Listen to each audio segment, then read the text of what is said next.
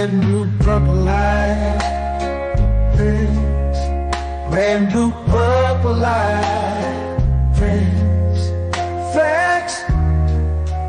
Brand new purple light, friends.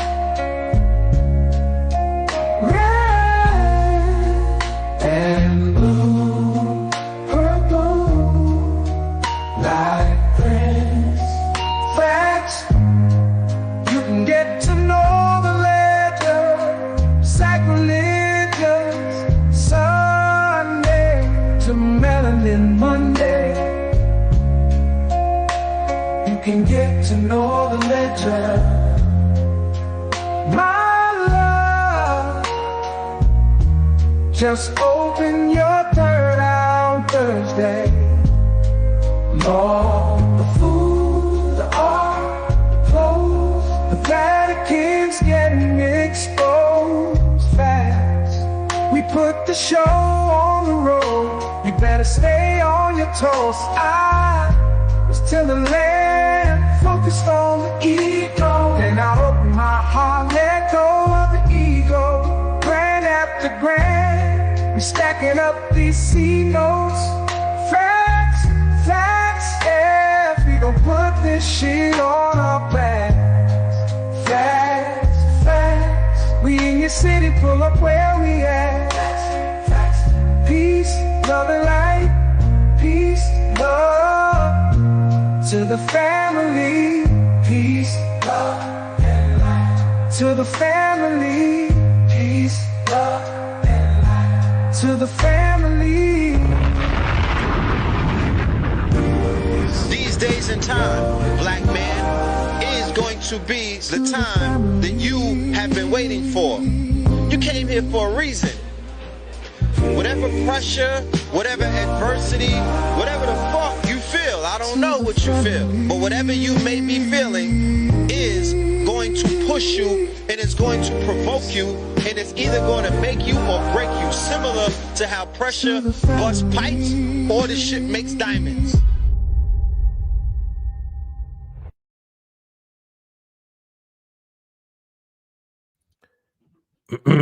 Peace to the family, peace to you and yours. Peace to the family, peace to you and yours. Peace to the family, peace to you and yours. Welcome, welcome, welcome, welcome, welcome, welcome to Know the Ledge 444 Melanin Mondays, and you are now rocking with the best. Yes, this is your host for the evening, Brother Red Pillar, reporting live and direct. Let me know how we sounding. Let me know how we sounding on the audio. All right. Let me know how we sound on the audio.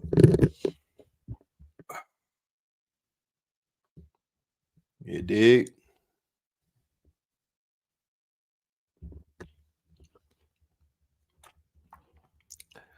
There's a little delay.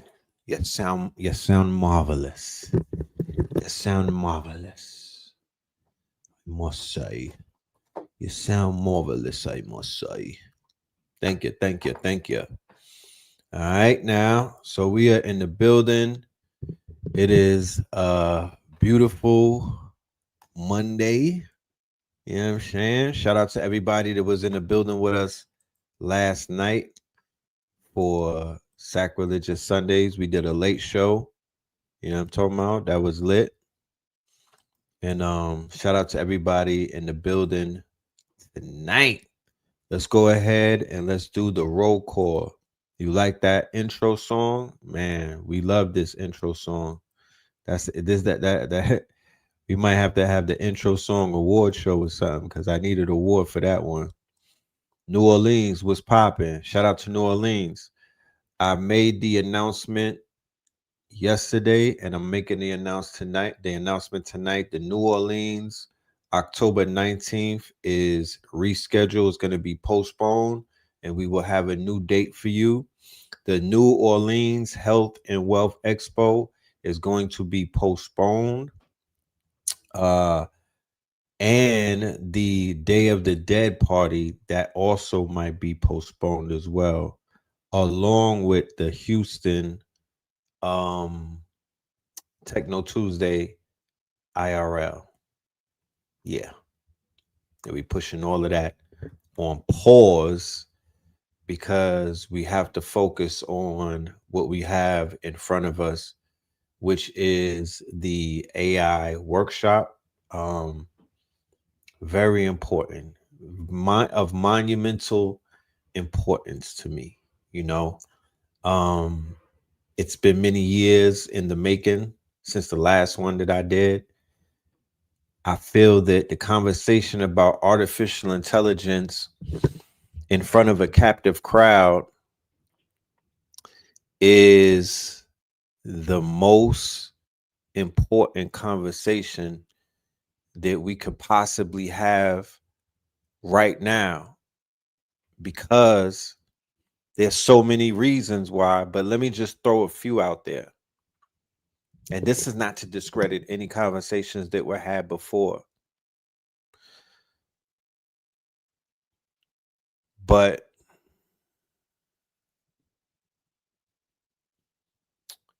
we've got together on so many occasions and had so many conferences and so many talks. And I'm just talking about melanated people, period. We've had so many talks and so many get-togethers, and not to discredit anything. Like I'm seeing footage more these past few months than I probably had in a very long time of the mega churches. Now, I didn't know that this church shit with you niggas was so crazy. I didn't know it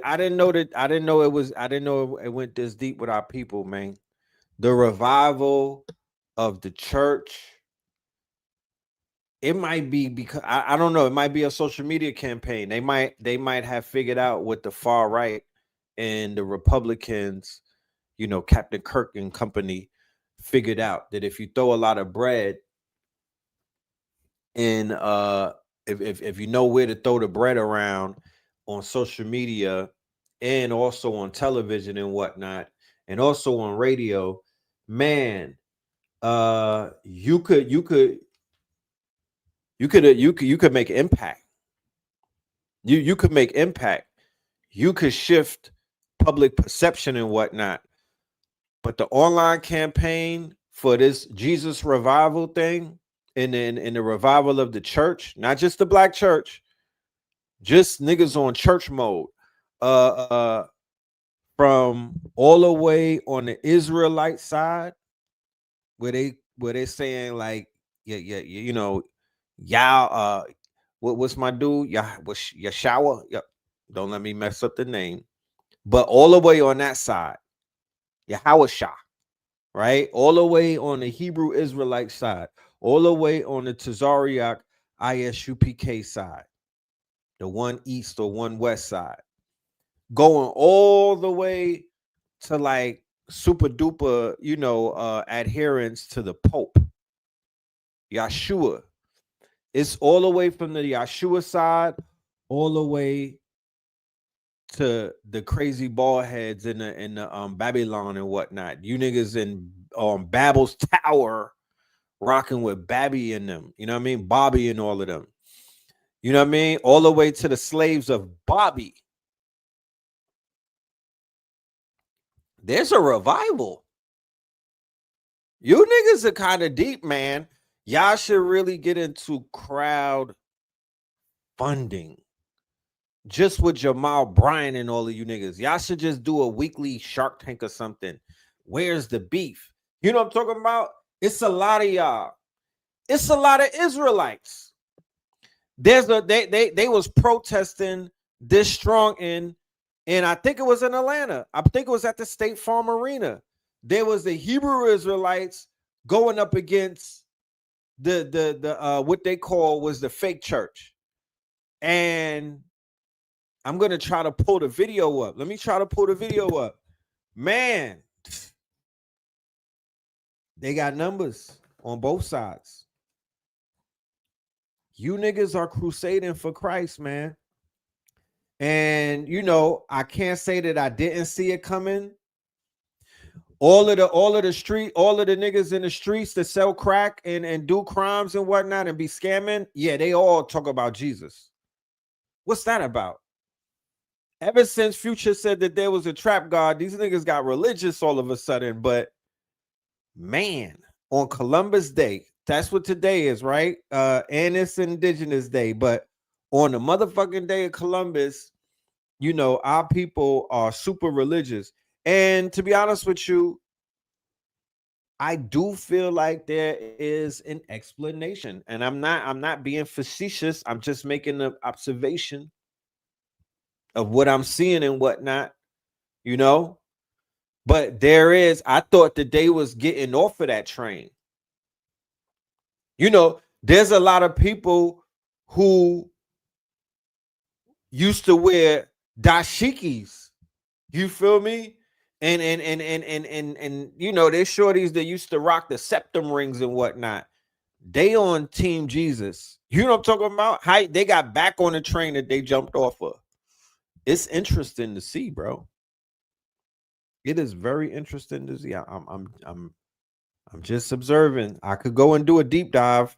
I could go and hold me and Jim and I could do a deep dive, and I could come back with some receipts and with some information. But y'all in the audience, help me out, because there's Christians in the audience. Hallelujah. Yeah, Philip Anthony Mitchell Church. Give me the deets on all of that. What's going on? What's going on? Because the Hebrew Israelites, the one in the purple, the ones that pull up with the purple on, yeah, they outside. They got a problem with them people. They was outside. I seen it on video. I'm actually looking for it right now.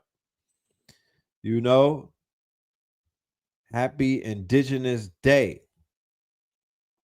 You know what I'm talking about? In the era of AI,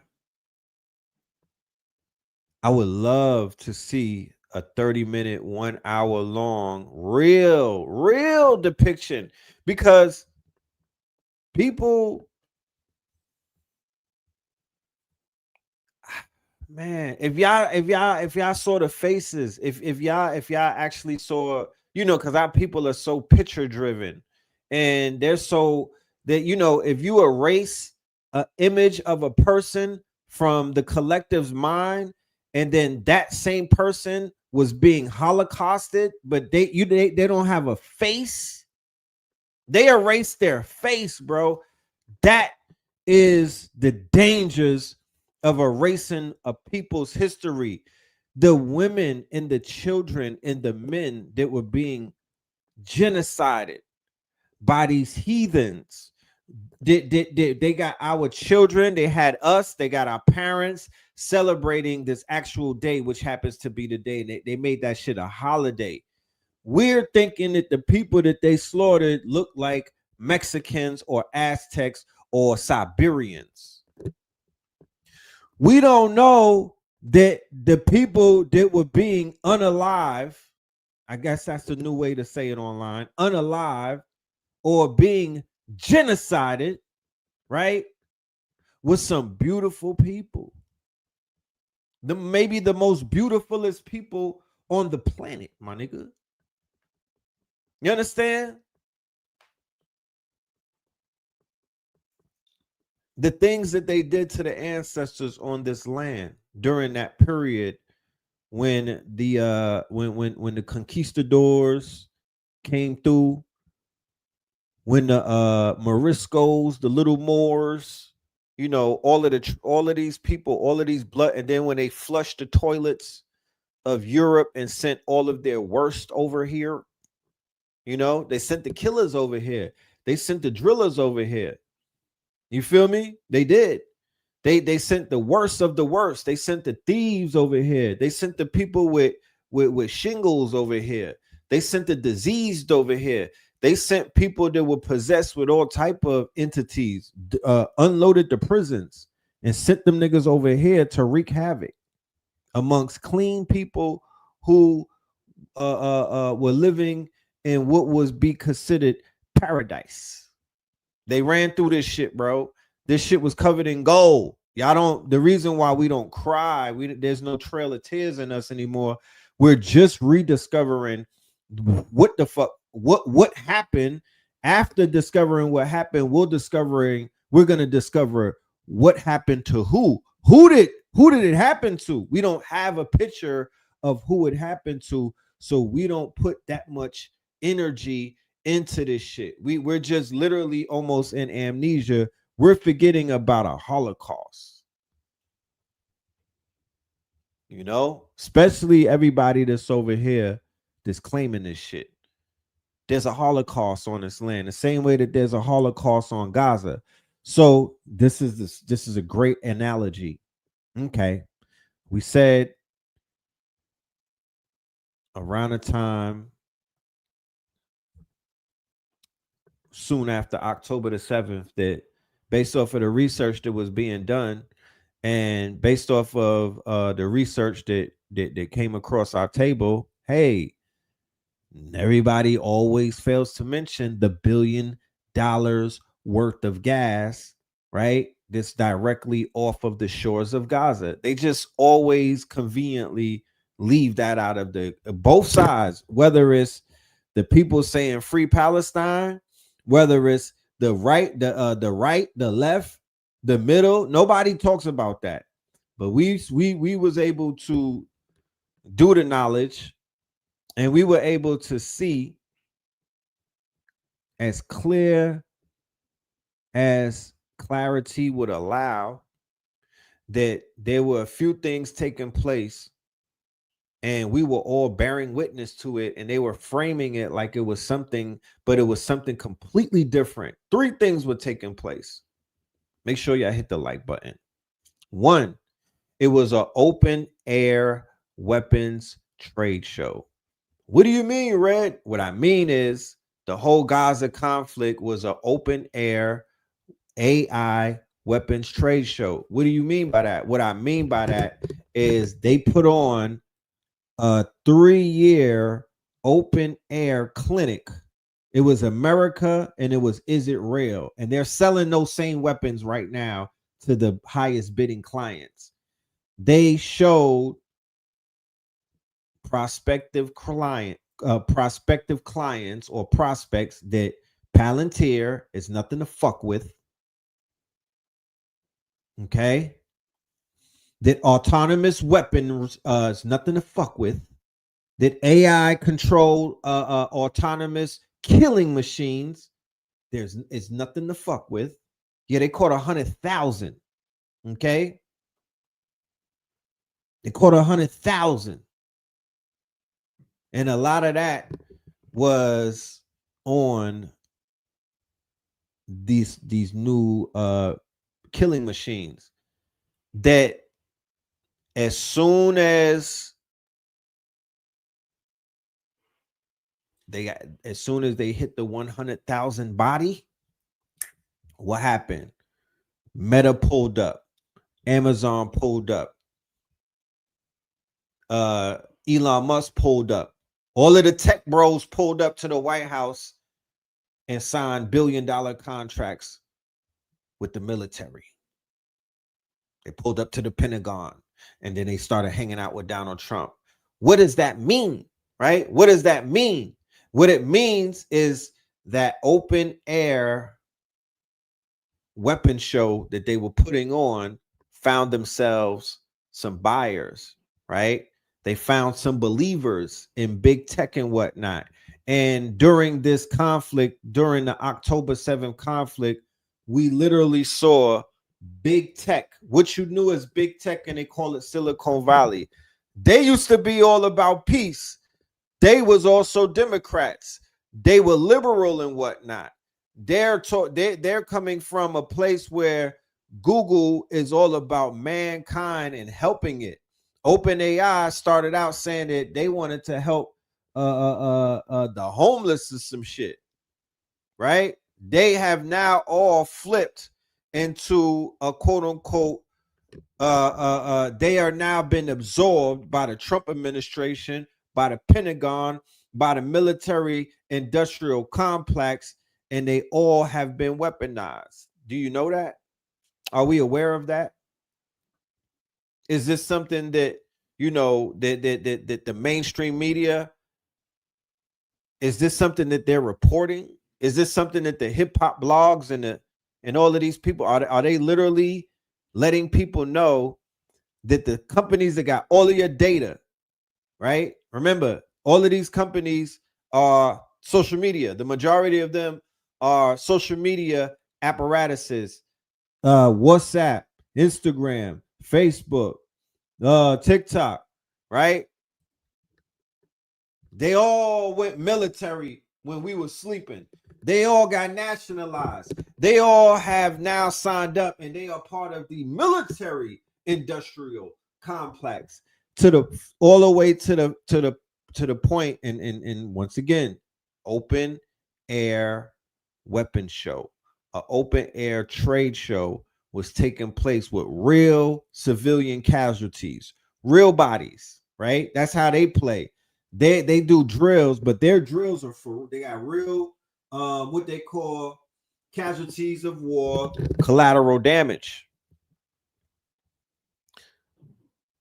But Red October, yes, yes indeed. But we were all able to witness the rise of what I call Meta Yahoo, right?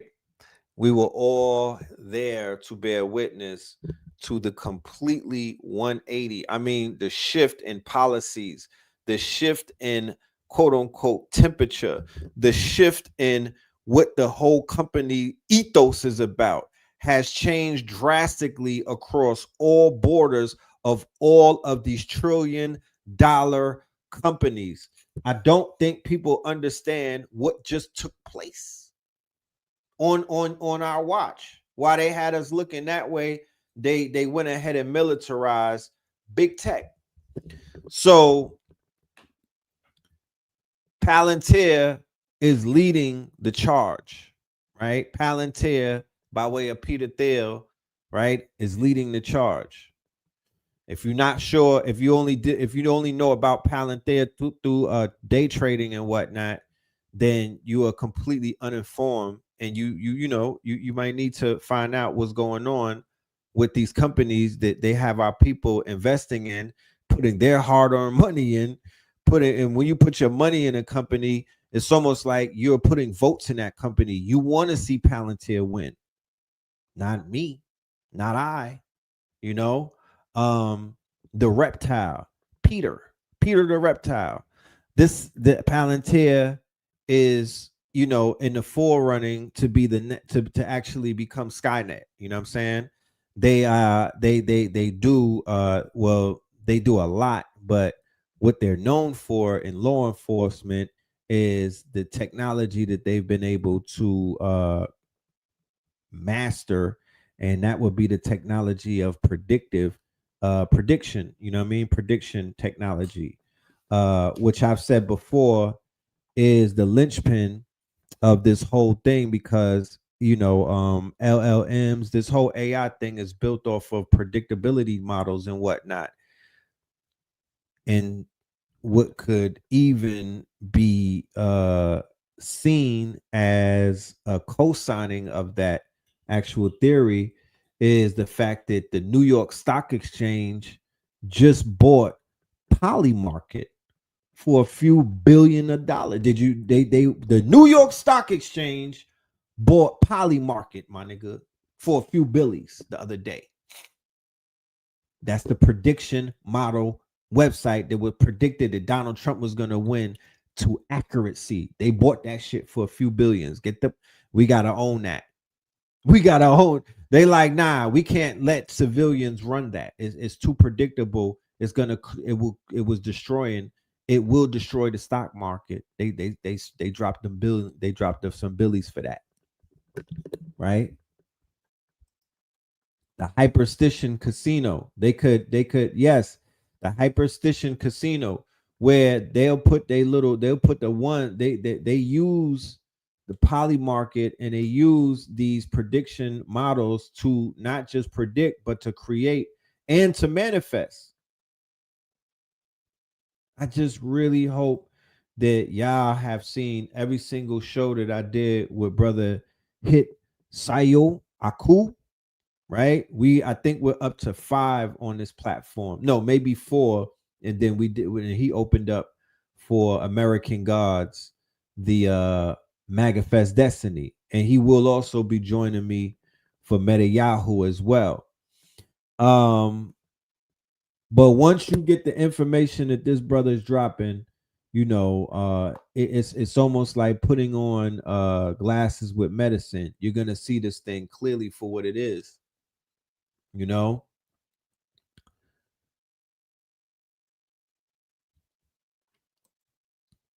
How are you hip to? We've been talking about poly market on this channel for damn near a year and change already. We've been on top of poly market over here, but yeah, they've been purchased, they've been absorbed for a few billions of dollars. So going back to what we was talking about with this thing in October the 7th and whatnot, right?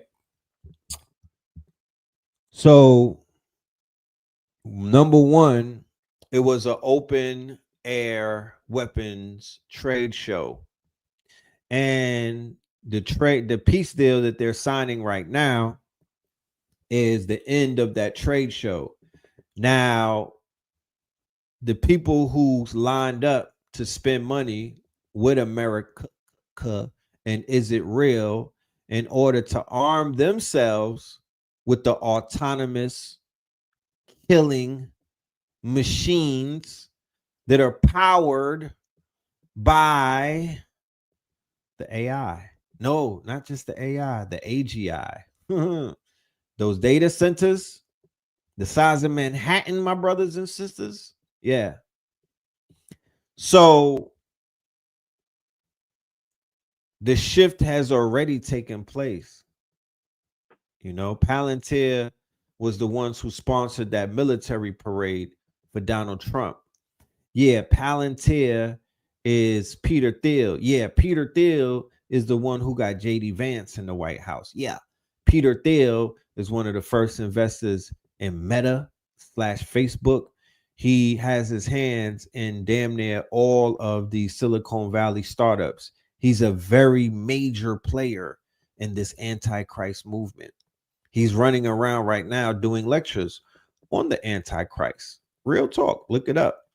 And the reptile, right? Because his name, Peter Thiel, is an anagram for the reptile. I don't want nobody to think that I'm beating up on their favorite billionaire and they send the Gestapo after us for talking. No, we're reporters reporting the news and speaking on facts, right? Not speculation, not rebel rousing. You feel me? Not spreading misinformation, not propagandizing, right? Not proselytizing, just speaking the good old facts that could be found on any search engine on the internet or Web3 or even the dark web. So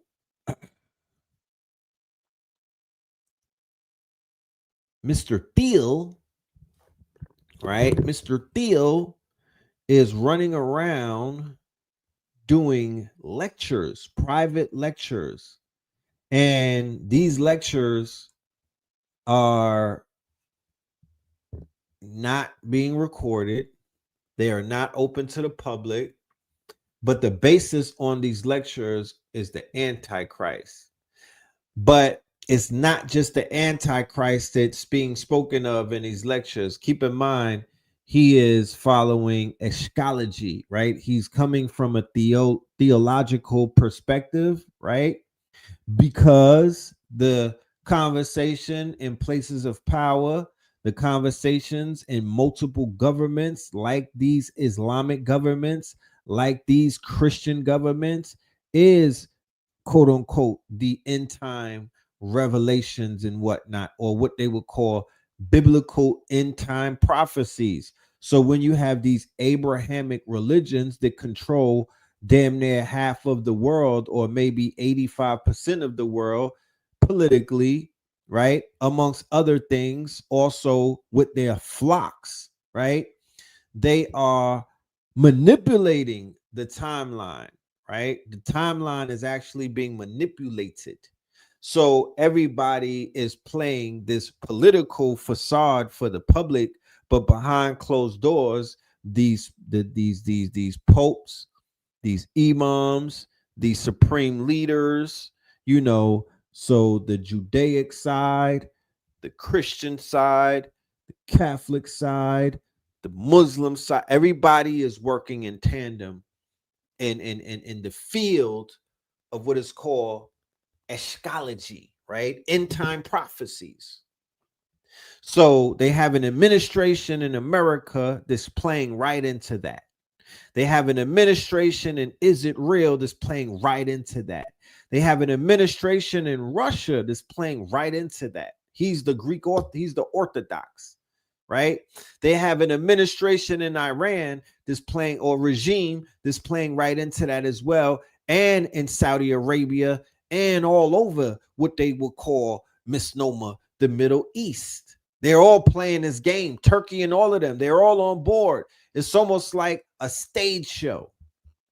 And we know that there's other people running the show, but these are all characters that are on this stage and whatnot, fooling the people. So they have put forth this whole thing about a peace plan and whatnot, right? They just had they're having these rituals and these ceremonies and whatnot, pushing peace. After they've demolished the Gaza Strip to the degree of where it is rubble, right? And then the conversation being had is what? That they're going to turn that into the Riviera of the Middle East, right? Did we not speak on this before?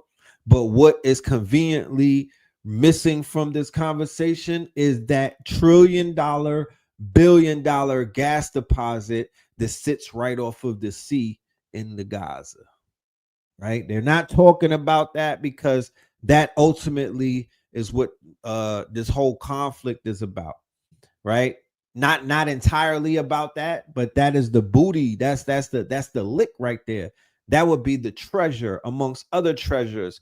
However, just being able to go forward with being able to turn the page on the book of whatever religious book or whatever religious text everybody is drawing from. The peace treaty that they signed today was the equivalent of turning the page in that book. That chapter's already been written. It's written in blood. It's part of their biblical end time prophecies. The red heifer got sacrificed. Nigga, phase 1 is over. Right? Wasn't the name of the operation called Operation Al-Aqsa? That is where they want to bring the temple that Trump was talking about today. Right? That's where they want to build the third temple that's going to cause another war. But this war is not going to be about, quote unquote, the Gaza versus Is It Real anymore. This war is about the whole shit erupting. So that chapter in the book is coming up very soon. Okay? These people are playing political warfare in front of our faces, and I hope that, those of us who were a part of their some of their pawns and whatnot, that were a part of their, marching wooden soldiers, that we get ourselves out of that. We get ourselves out of that. But one, there was an open air, quote unquote, weapon show taking place. They debuted AI as as you know how they have software as a service. Well, AI as a killer machine, or AI as a destructor, or AI as a destroyer, or AI as a killer, or AI as a war machine. Yeah, fuck all of that other shit where you got nano banana and you able to make cute pictures and whatnot.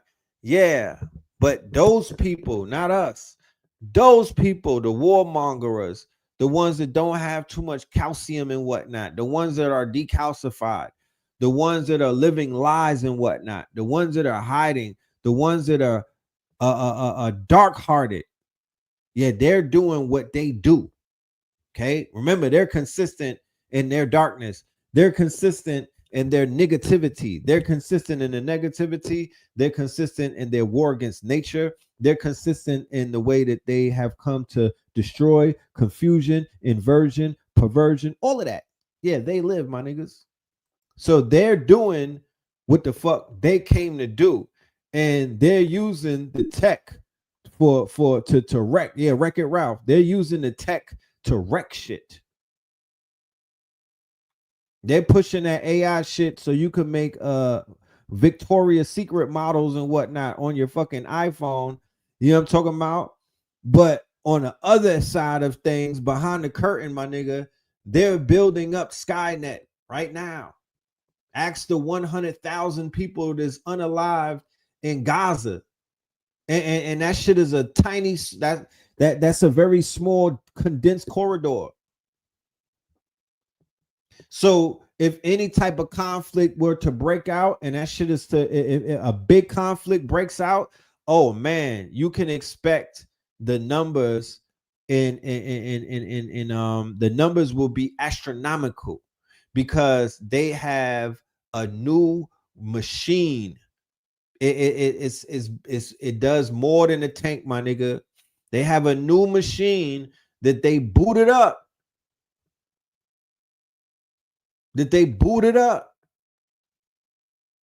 And this shit is heartless.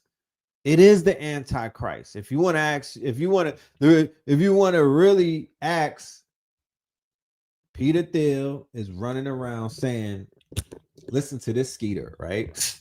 Listen to this shit right here.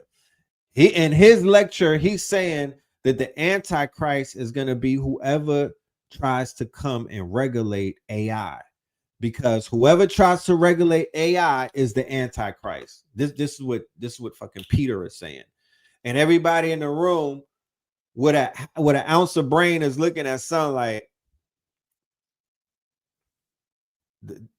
this nigga really talking to us like that? Nigga, are you dumb? Come on, man. So he's saying whoever John O'Connor is, whoever Sarah O'Connor is, whoever comes and tries to stop the rise of Skynet is the Antichrist. That's what he's trying to get over on people in private lectures. Yes. Okay. So we dealing with a different type of crazy in the world right now. These people are playing like Prometheus. They are playing God right now. They want to live forever. They making designer babies. They want to create the upgrade to the test tube babies. You know, reverse theology, right? Prometheus. Remember the story of Prometheus, where he gave man fire. And when he gave man fire, fire was the first technology for man. Do you know what the fuck fire did for man? Fire was the wrench. Fire was the tool that brought them niggas out the cave. And Prometheus got cursed for that. They tied his ass up and had a bird feeding on him forever. Zeus. Right? That movie Aliens, Prometheus, that's them. They talking about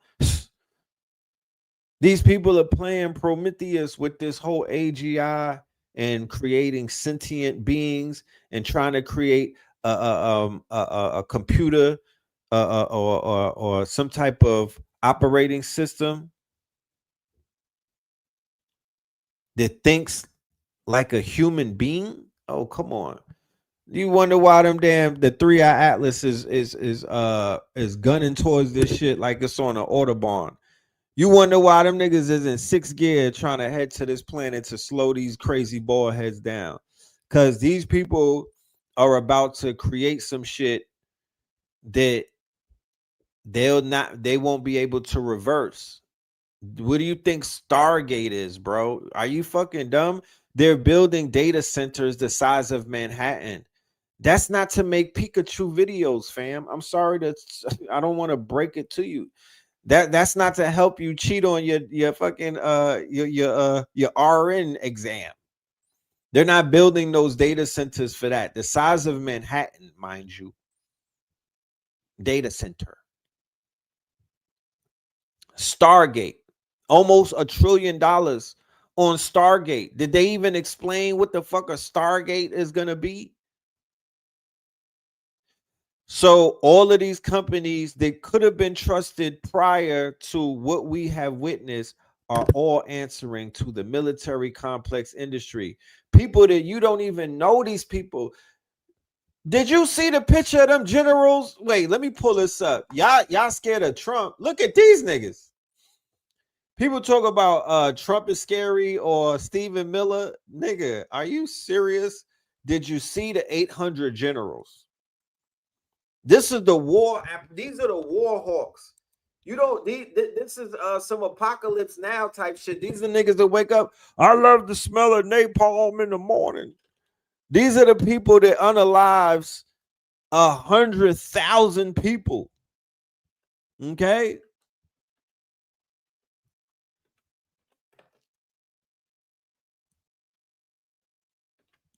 Did you see these people's faces?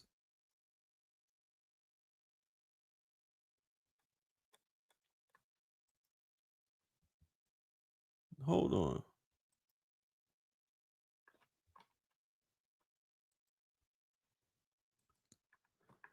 For all my people that used to be in the armed services, no wonder y'all traumatized.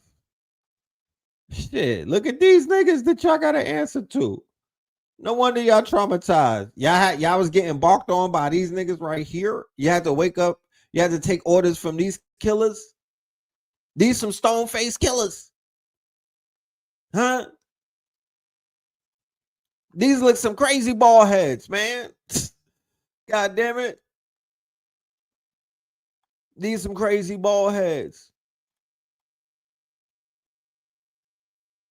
And he's one of the crazier ones.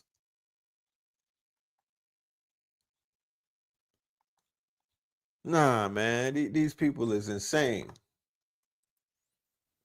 But this is the yeah.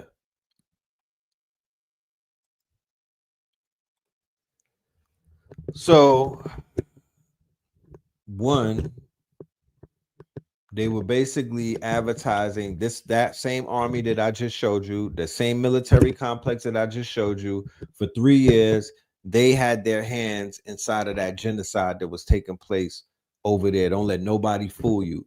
And if they don't got their hands in that one, they over somewhere around the world meddling in people's affairs that don't need meddling and whatnot, protecting corporations, protecting the robbery or the thievery of the IMF, protecting all of the fuckery and all of the pedos and PDF files that are scattered all around the world and whatnot. That's what those people help to protect, nothing else. And to enforce imperialism. And if you was in the services, then you know you wasn't out there handing out candy, nigga. You wasn't out there helping people with their sewage systems, or you wasn't out there teaching niggas. You was out there upholding motherfucking imperialism and colonialism, not democracy. Not democracy. Don't lie to yourself. You know what I'm talking about? Don't get me started on Columbus's date. You niggas was a part of the motherfucking system. You know what I'm talking about? You was upholding imperialism. Have you detoxed? Have you got that shit out your system? Because the minute you put on them fatigues and you niggas get on your G.I. Joe shit, nigga, you are a fucking Roman soldier. No disrespect to nobody whatsoever at all. Everyone has a beginning. Everyone has some place where they come from. I come from the trenches. I come from somewhere that's not to be. Where I come from, my world is falling apart right now. All of that shit is in shambles right now. People dropping their flags. They said the streets is dead. That was my crusades. When I got about that shit, I rallied against it. And to hear millions of people turning their backs on it and speaking down to it and fire burning that shit, I'm like, let it burn. So if somebody was in a service and you was locked in with these niggas, and you hear me saying let that shit, and I'm speaking like this, then in your mind you should be like, fuck that, let it burn. You know, let it burn. And then the average mind would be like, well, what would you rather us do?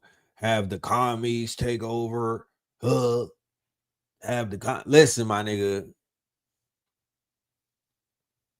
At the end of it, at the end of the day, when you was born crying, my nigga, you knew that this shit was fucked up.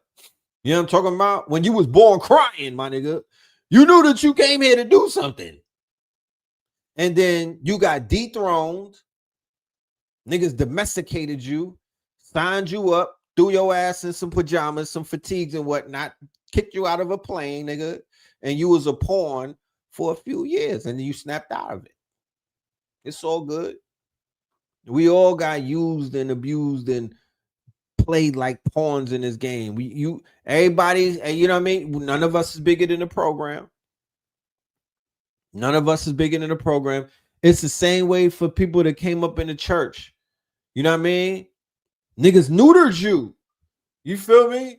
You wasn't born talking about hallelujah, Jesus. No, and I'm not taking no shots at nobody's religion, but that's learned behavior.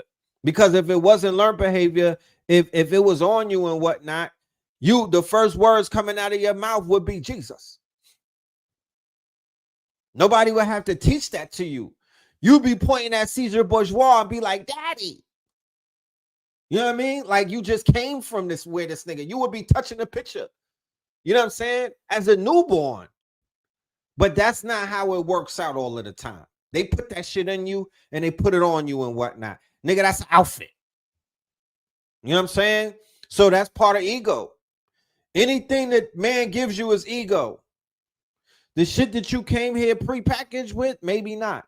But all of the stuff that they give you is called programming. It's a program. The same way that developers and coders write programs. It's the same thing. We're being programmed. So you just want to make sure that you are around the right kind of developer and the right kind of programmer. You know what I mean? Because they will program you the right way. Yeah, it's an operating system.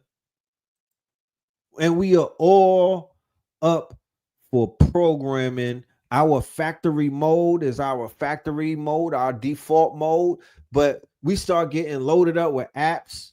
We start getting loaded up with all type of shit. And it becomes our conditioning. 0 to 7, right? 0 to 7 is when they say that they catch us. 0 to 7. So the interesting thing about that is there's probably been no other time in history where we are controlled of 0 to 7, right? Maybe there was a time before, but the time right now, we are in control of 0 to 7. We could program the little ones at 0 to 7. And we got the tools, and we got the stories, and we got the budget. The shit is shoestring right now. We got the budget. We got the means to do the research. We got the budget. We got the tools. We got the bodies. You know? All we have to do is pull the trigger. All we got to do is pull the trigger. Let me share something with you. They've been playing with our images forever. For as long as I can remember, they've been fucking with our image, whitewashing us, casting us in the wrong light, right? Having us look crazy around the world through the movies, through the TV shows, through all type of shit. So now is our time to reverse that shit unapologetically. Look, They bought TikTok. They buying up the movie studios. They buying up they all of the Metas and all of these other ones and X and all of that. They all kissing the ring of Stephen Miller, Jared, and you know, them people over there with the God complex who are crusading, right? Who are locked in to this quote unquote paradigm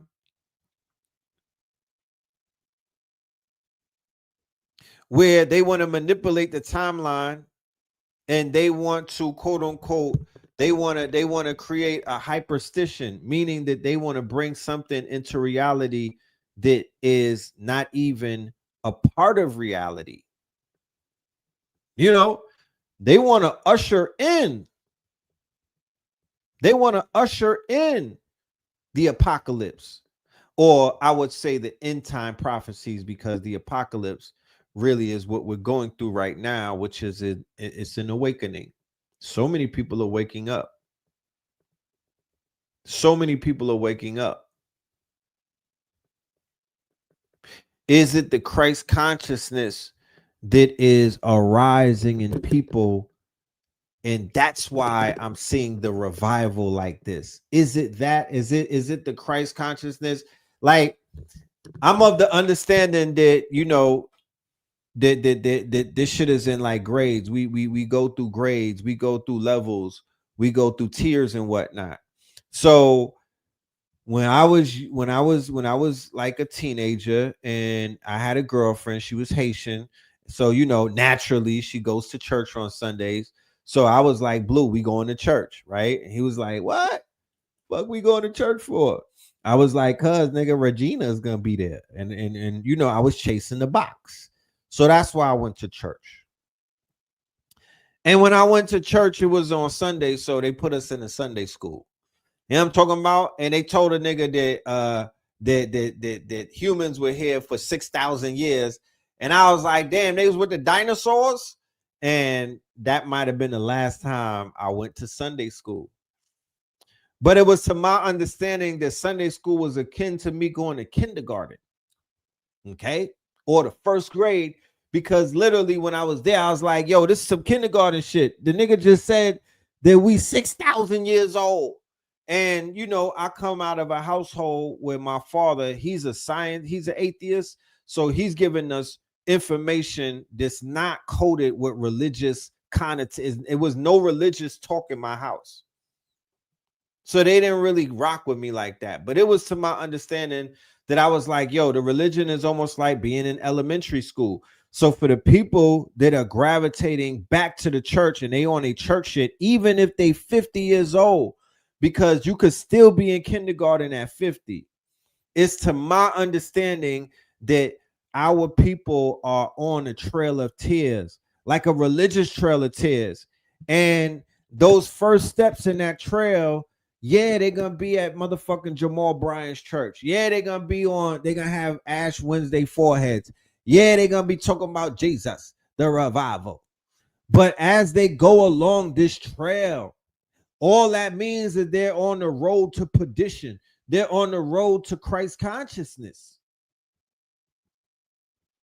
That's how I see it. But they still in kindergarten based off of their tribe, based off of the trek that they on, but whatever steps that they on. Some people's nanas and go-go's and grandmothers, they are at the top of the mountain with full Christ consciousness. The you know, the hat, the Patti LaBelle hat, the shit got a halo around it. You know what I'm talking about? They've achieved Christ consciousness. The crown chakra is lit right off of Bible passages, right off of just reading the book. Not just reading the book, of course, tapping in, living the book, becoming the book, huh? Alchemizing the book to the point where it's bigger than the book. Yeah, this book is like, the book turns from a Bible into the Helios Biblios into like a grimoire, a spell book for them. They out here casting spells with the double elbows. You know what I'm talking about? Whipping up the collard greens. Yeah, they cast spells by cooking. Huh? You know what I'm talking about? You ever had a Christian dinner? So that's how I could be wrong, but that's how I see it. I'm like, yo, our people are they getting back up off of their knuckles. They not knuckle dragging. They getting back up. They waking up. Because it's almost like being woke. You woke and then you're awakened, like awakened Yaki, right? You go from woke to awaken, and then you go from awaken to like arisen. It's levels to this shit. You know what I'm talking about? Some people stay woke their whole life. Some people stay in the first grade their whole life. Some people stay Sunday school Catholics or Christians their whole life. It is what it is, right? Nobody's judging. But some niggas go on a trek and they're like, you know what? I'm going to put this shit to the test. It's like every nigga in jail is a Christian or a Muslim. This shit crazy. You know what I'm talking about? All of the rappers are fucking Bible toters now. You know what I mean? These niggas is like they'll get off of a drill tour and be like, I want to thank my Lord and Savior. But check this shit out. Look at this nigga Jonathan Majors and your man NLE Chopper. You know what I mean? What the fuck is going on? Like they're having revival Bible studies and whatnot. I think it's that I just think it's propaganda. I just think these niggas got camera budgets. I think these niggas got camera budgets or something, because it can't be going on like that. Let's check out what's going on with the bro. Christianity, it's a thing where people praise the Son more than they praise the Father. And that's what I don't like. Okay. Because if we are man made in a likeness, Jesus is our brother. You get what I'm saying? Why would I drop down and praise my brother instead of praising my father? And that goes back to honoring your parents. I just gotta say something. Good. Have you read the Bible? I read the Bible. I listen to the Bible. I receive from source straight. I would say read it again. Sir. Let me ask you a question, Ray J. And it was in this same conversation, right? I believe in the same roundtable, the NLE Chopper said, I took a whole year off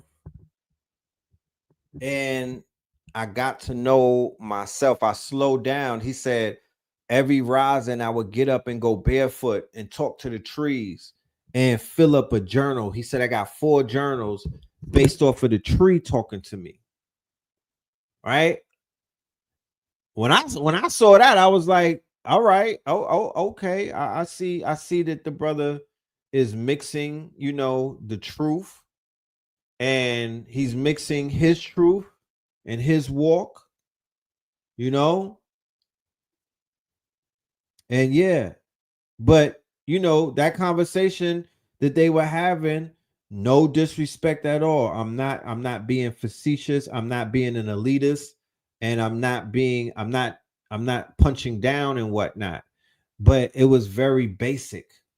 Like it was very Sunday school, like, you know what I mean?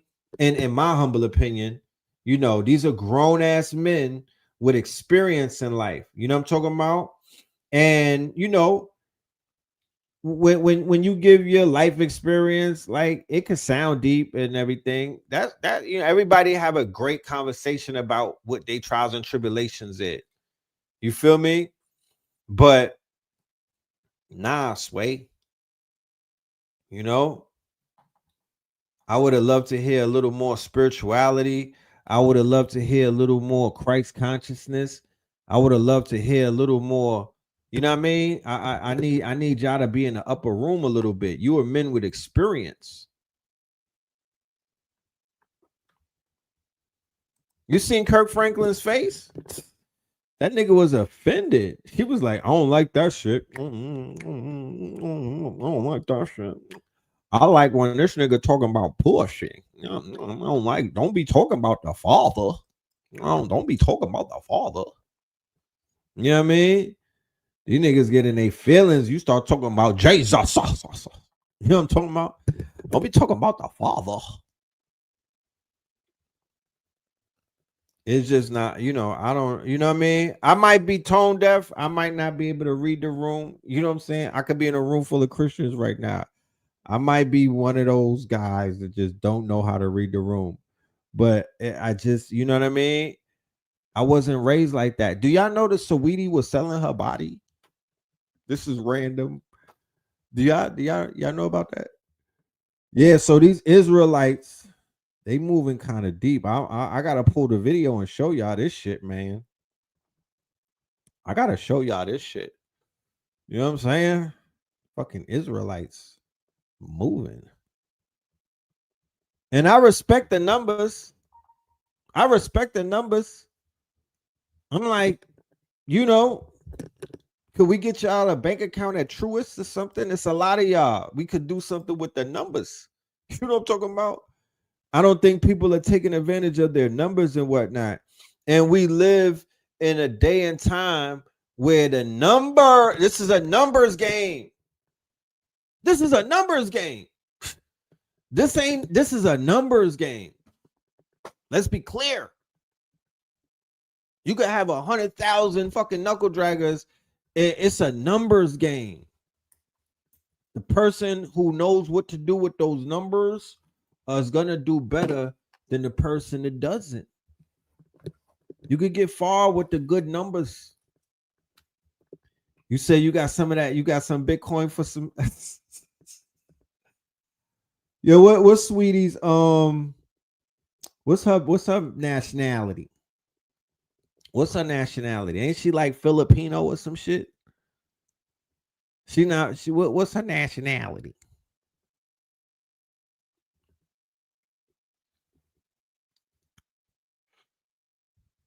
Let's pull up this thing right here. Let's see. So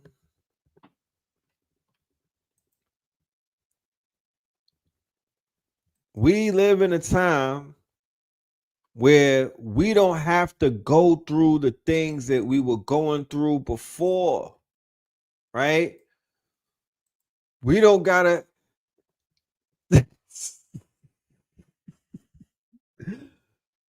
Yo, Saweetie had a nugget, right? They gave Saweetie a nugget. She the agent persuasion, right? She a Blasian. She a Blasian. Did she get a nugget before they gave Castanet a Big Mac? She black and Asian and country. Damn, what part of the country she? Philippine nurses in LA County, Orange County, San Diego County. Oh man, damn. She had a nugget. Saweetie had a nugget. They gave her a nugget. They gave her like a chicken finger or something. Damn, fam. When the nuggets don't pay off. When that nugget money ain't hitting. She didn't negotiate her nugget deal the right way, man. Because God damn it. Either that or because I'm assuming that she's going towards, you know, selling the cookies because, you know what I mean? She might be short on the rent. I don't know. This is crazy. I would keep my dignity and just launch the OnlyFans. You know what I'm talking about? Fuck traveling all around. That's old whoredom. That's old horror shit. That went out with homie. That shit went out with Jeffrey. That's old school whoredom. You stay home and show the kitty, man. She could have showed the kitty on the phone and got paid. The fuck? She don't got to prostitute herself. See, they got OF. You know what I mean? The fuck? But check this out. Look at my guys. They're not playing. They are not playing. This was pressure on the black Christians. The Israelites is handing pressure to the Bible thumpers.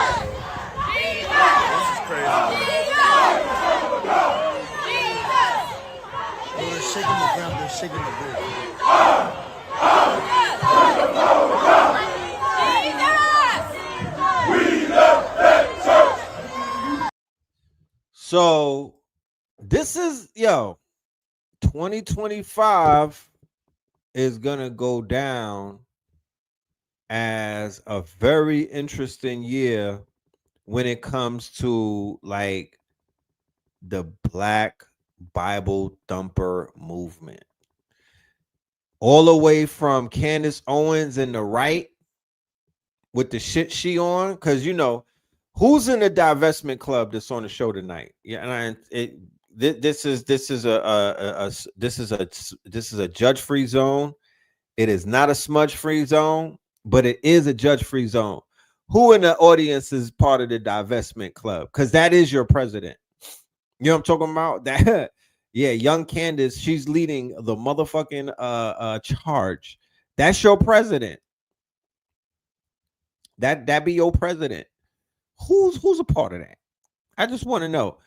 Man, because the Christian shit crazy, bro. It's a lot of Christian shit. I might have a whole end of the year. It's gonna be a whole hour on the Christians when we do the year in review. They're gonna get a whole hour because they've been active this year. Facts. You know what I'm talking about? These niggas is saying Jesus, and they like Corinthians. Or what is it? Yahweh? Yeah. The niggas is banging. Yeah. Drop your flag challenge. They out here banging at the State Farm Arena. Check it out. This is crazy. They're shaking the ground. They're shaking the ground. What the horn out on these? The horn on you hoes. What the horn out on these hoes.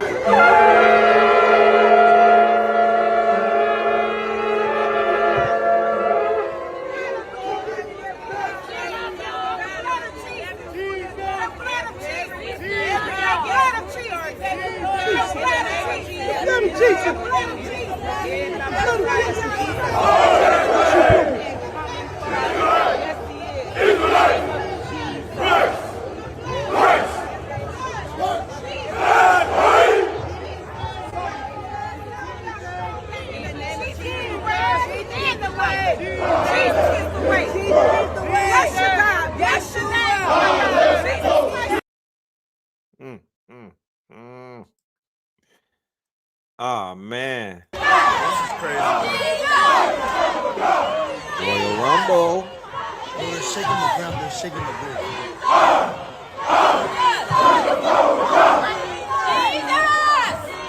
We love that church. And you should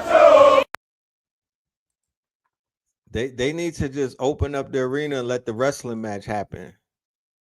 These niggas want to fight. This is crazy. These niggas want to wrestle. Look. They're shaking the ground. They're shaking the ground.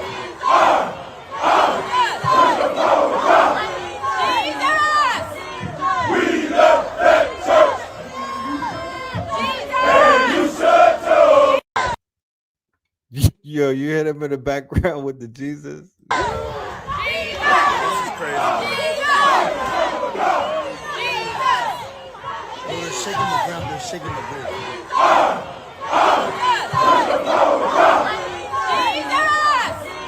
We love that church. And you should too.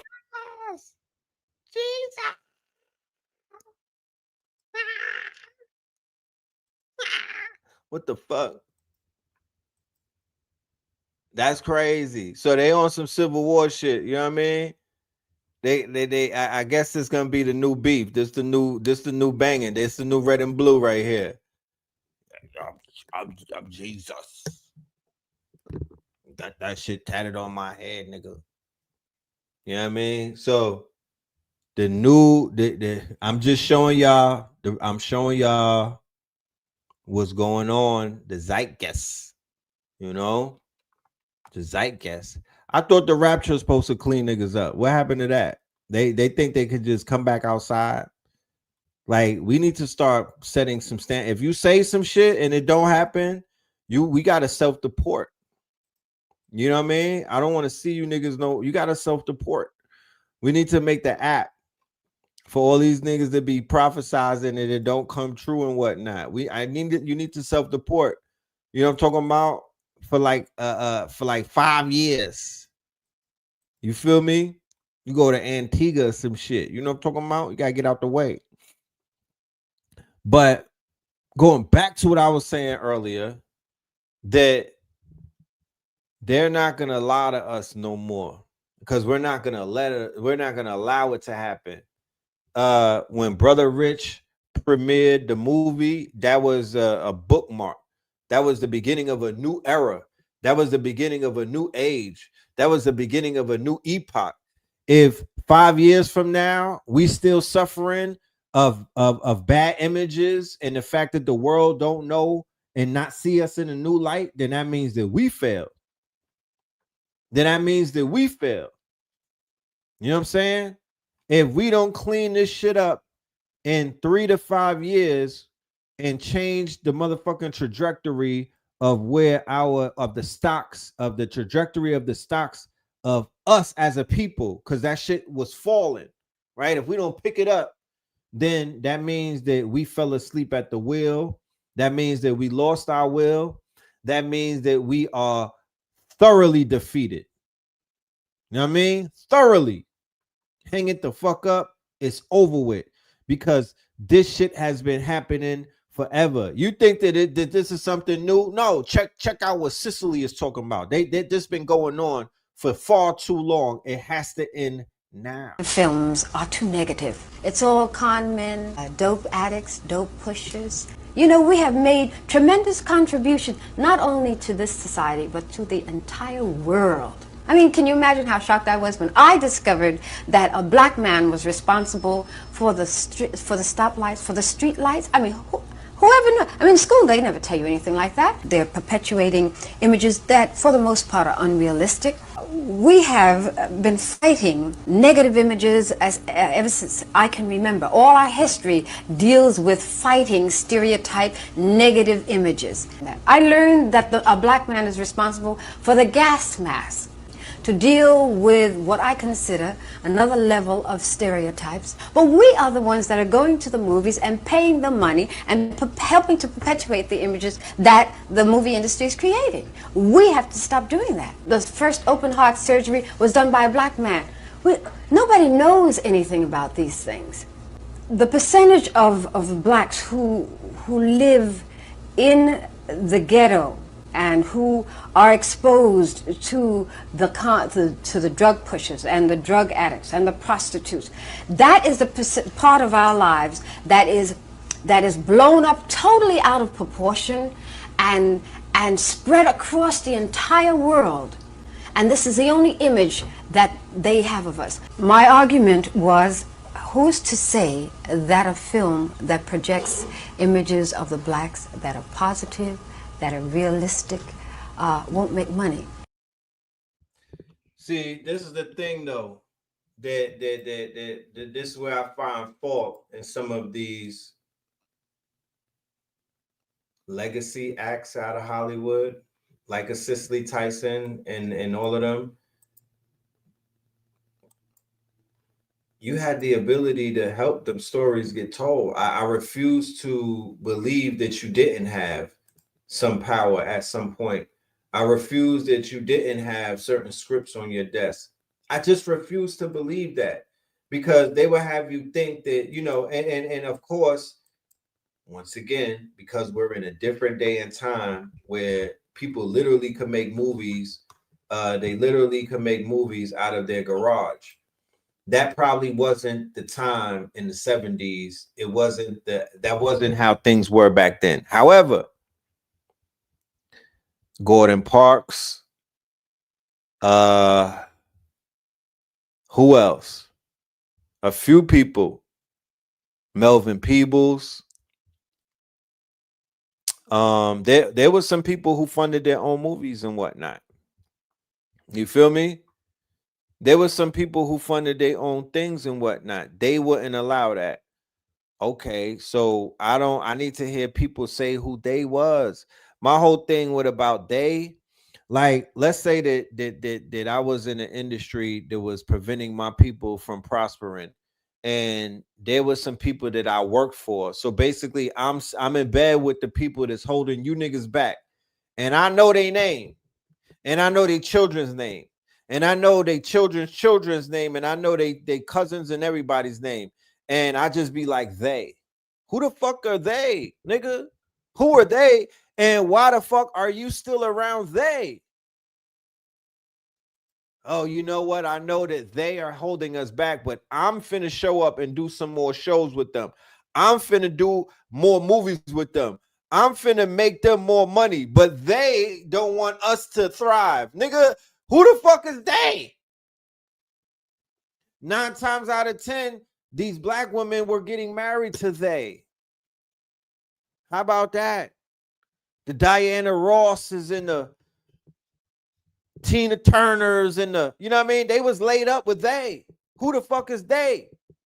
Why y'all keep talking about it and y'all not doing nothing? Once again, Charlie, Captain Kirk, had $1 billion donor.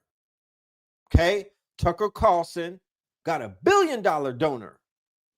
Candace Owens had $1 million donors. Nick Fuentes got $1 billion donors. Right? They got people putting up the motherfucking bag. You know what I'm saying? To push whatever the purpose is, whatever the program is, that program is funded. They got billionaires behind them.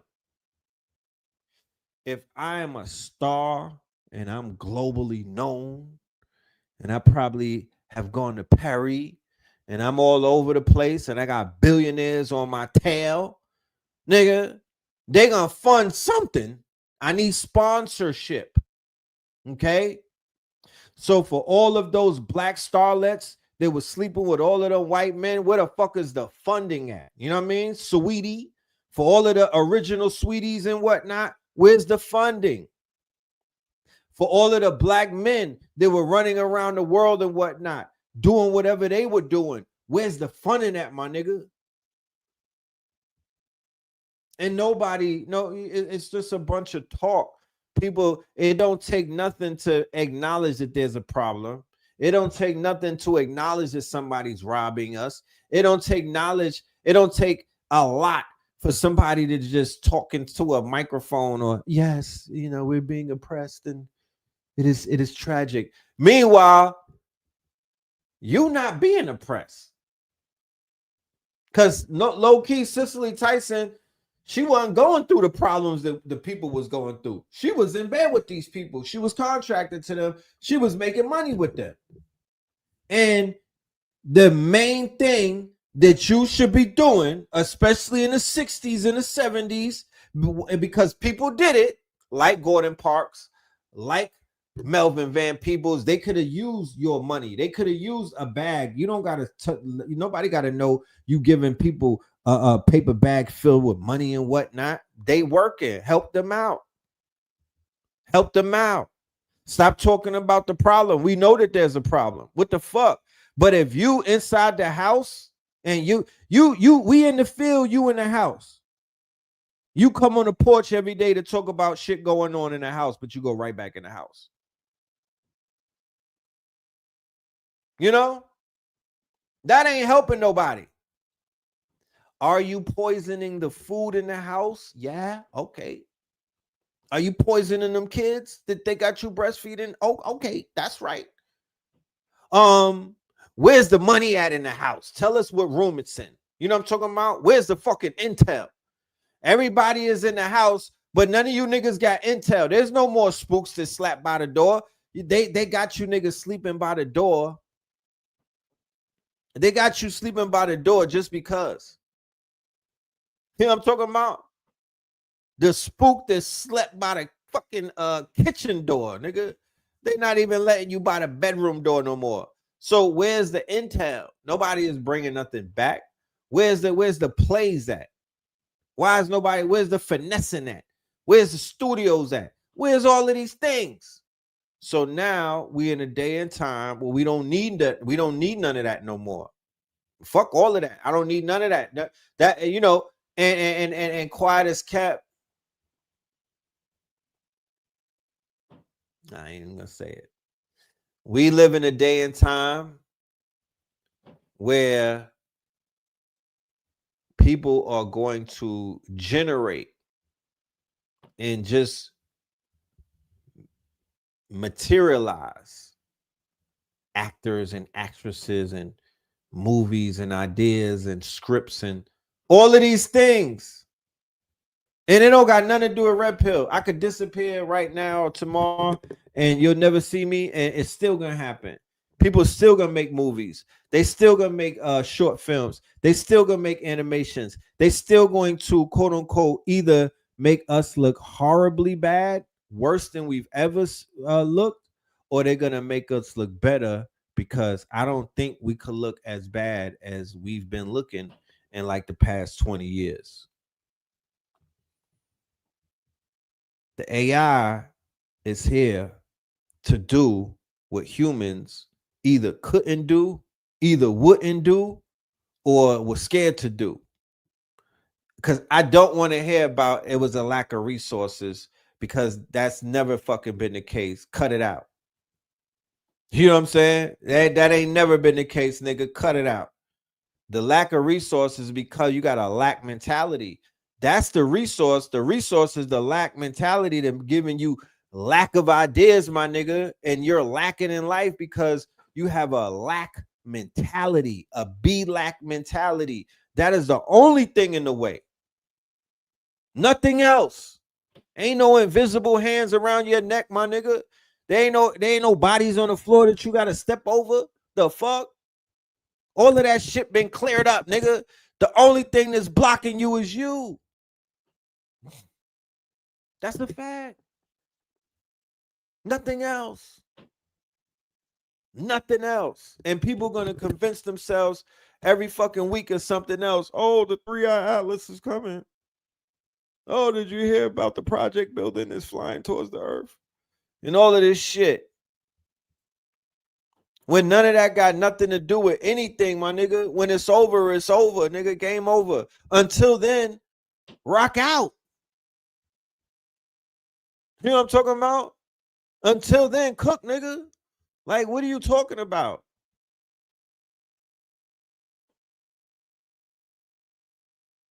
What are we talking about?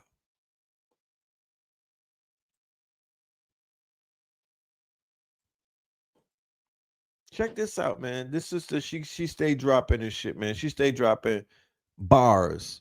Let's hear from the goddess. Notice how every generation gets told the same lie, that to be heard, to be respected, to make change, we have to be perfect. That's respectability politics. And when even the people fighting for freedom start to police who's pure enough to lead, that's purity politics. It's the same control, it's just dressed up in better language. So let's be real, both of these things are survival tactics. They've just been turned into cages. Respectability politics told us that if we dressed right, spoke correctly, prayed right, maybe white America would finally see our humanity. Purity politics told us that if our activists, our women, our leaders were spotless, no scandals, no mistakes, no anger, maybe we'd be taken seriously. But neither one was ever about freedom. They were about permission, right? Who gets to resist and who has to sit down because they made somebody else uncomfortable? Just a quick call out, y'all that were under my Ibrahim Traore video. Yeah, Claudette Colvin sat down before Rosa Parks, but she was a poor, dark-skinned teenager who got pregnant. And the movement said that she wasn't the right image. Fannie Lou Hamer was too raw. Stokely Carmichael was too loud. Kwame Ture was even louder. The Black Panthers were too armed. Even Malcolm X got softened in history so white America could finally pretend to love him. And on the other side, purity politics kept us fighting each other. If you weren't respectable enough, the system erased you. If you weren't pure enough, your own people did. And you still see it now. Folks arguing about tone while laws are being written to erase us. Politicians quoting Martin Luther King while criminalizing protest. Movements getting gatekept because somebody said the wrong thing once. Or, they just don't fit the new moral checklist. We're out here trying to survive a system that kills us, and we've let it trick us into auditing each other's perfection instead of fighting for liberation together. Because sanitized movements are safe movements. If they can convince you that the only worthy revolutionaries are the quiet, unflawed, and non-threatening ones, they win. They make rebellion look like bad manners. They turn leadership into branding. And they make sure that every imperfect, passionate, and fearless person that could actually shake the table starts questioning if they even deserve to sit at it. So when you hear somebody say they could have said it nicer, or they don't represent us all, just know that that's the system talking through us. That's respectability politics and purity politics working hand in hand, all to make sure that our resistance never looks powerful enough to scare anybody. But the truth is, every movement that changed the world was led by somebody who was messy, complicated, and tired of asking for permission. The goal is never to be perfect, it's to be free. And I don't know who needs to hear this, but freedom doesn't need your perfection. It needs your participation. That video was so excellent in its timing. The timing on that was just perfect, perfecto, right? I shared with y'all that in the past 30 days, right, ever since September the 10th, I've been somewhat locked in to this quote unquote right wing journalism world, right? I've been drawn onto the right side of the bird, or the right side of the eagle or the vulture. I've been pulled to that side. And it's over there that I really begin to pay attention to, and I begin to see the similarities of that side to this side. And I also was able to see what she just spoke about, which was respectability politics, because of course, September the 10th was the day that Captain Kirk was like, beam me up, Scotty, right? And there was no more. I mean, if you want respectability politics, that you look no further than Captain Kirk or Kirkwood. Look no further to him, right?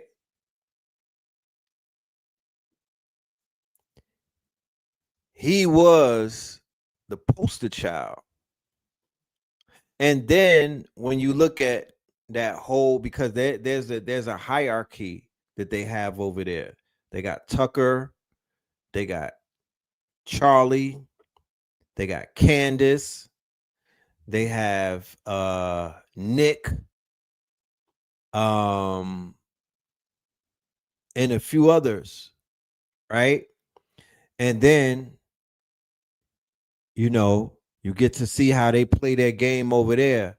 You know what I'm saying? Oh, Candace is losing her mind. Oh, Candace is she's a loose cannon. She's not playing by the rules. Oh, Candace is going against the script.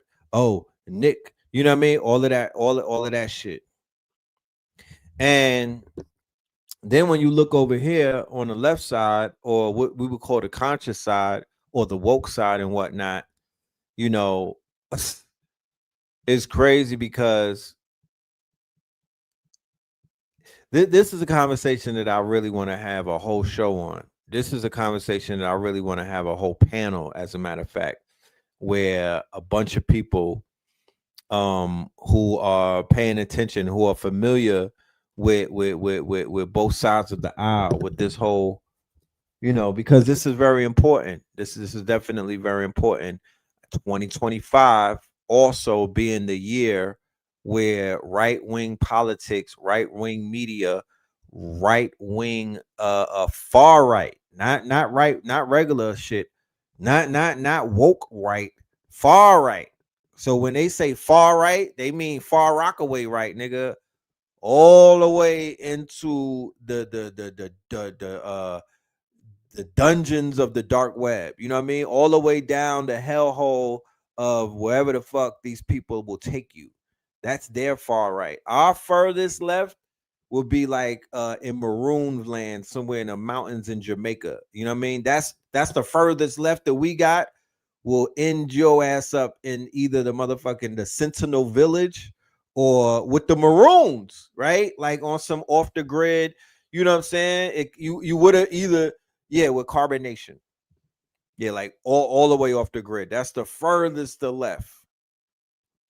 You know? And then the furthest of right is like some, some scary shit if you really think about it. Some scary shit. So I want to really go in. When we do the meta Yahoo lecture, we're gonna be we're going to do that analogy. We're gonna break that down. Now, an interesting thing happened. I just brought up the meta Yahoo. Let me share something with y'all because we just got a touchdown. I just opened up StreamYard and they basically was saying that they got some new shit in StreamYard that's the equivalent of Zoom. So StreamYard has a new feature where I could do a live stream right on StreamYard and I could have y'all register and everything, and I don't have to go through Zoom, and I might not even have to go through YouTube, because what I was sharing with you is that because I play videos in my lectures, and it's not like Instagram or TikTok videos. These most of the times are copyrighted material when we're doing the research and we breaking things down. Like American Gods, I want to play material from that. I also want to play some material from the movie, the TV show The Boys. So I can't do it on YouTube because the algorithm is out here smacking people. I will have to do it on Zoom, or I believe I'll be able to do it on StreamYard. Okay. I believe I'll be able to do it on StreamYard looking at this right here. So when this show is over tonight, I'm going to do a little more research and I'll let y'all know by the next show. I'll be sending out registrations and whatnot so we could get everybody in the building.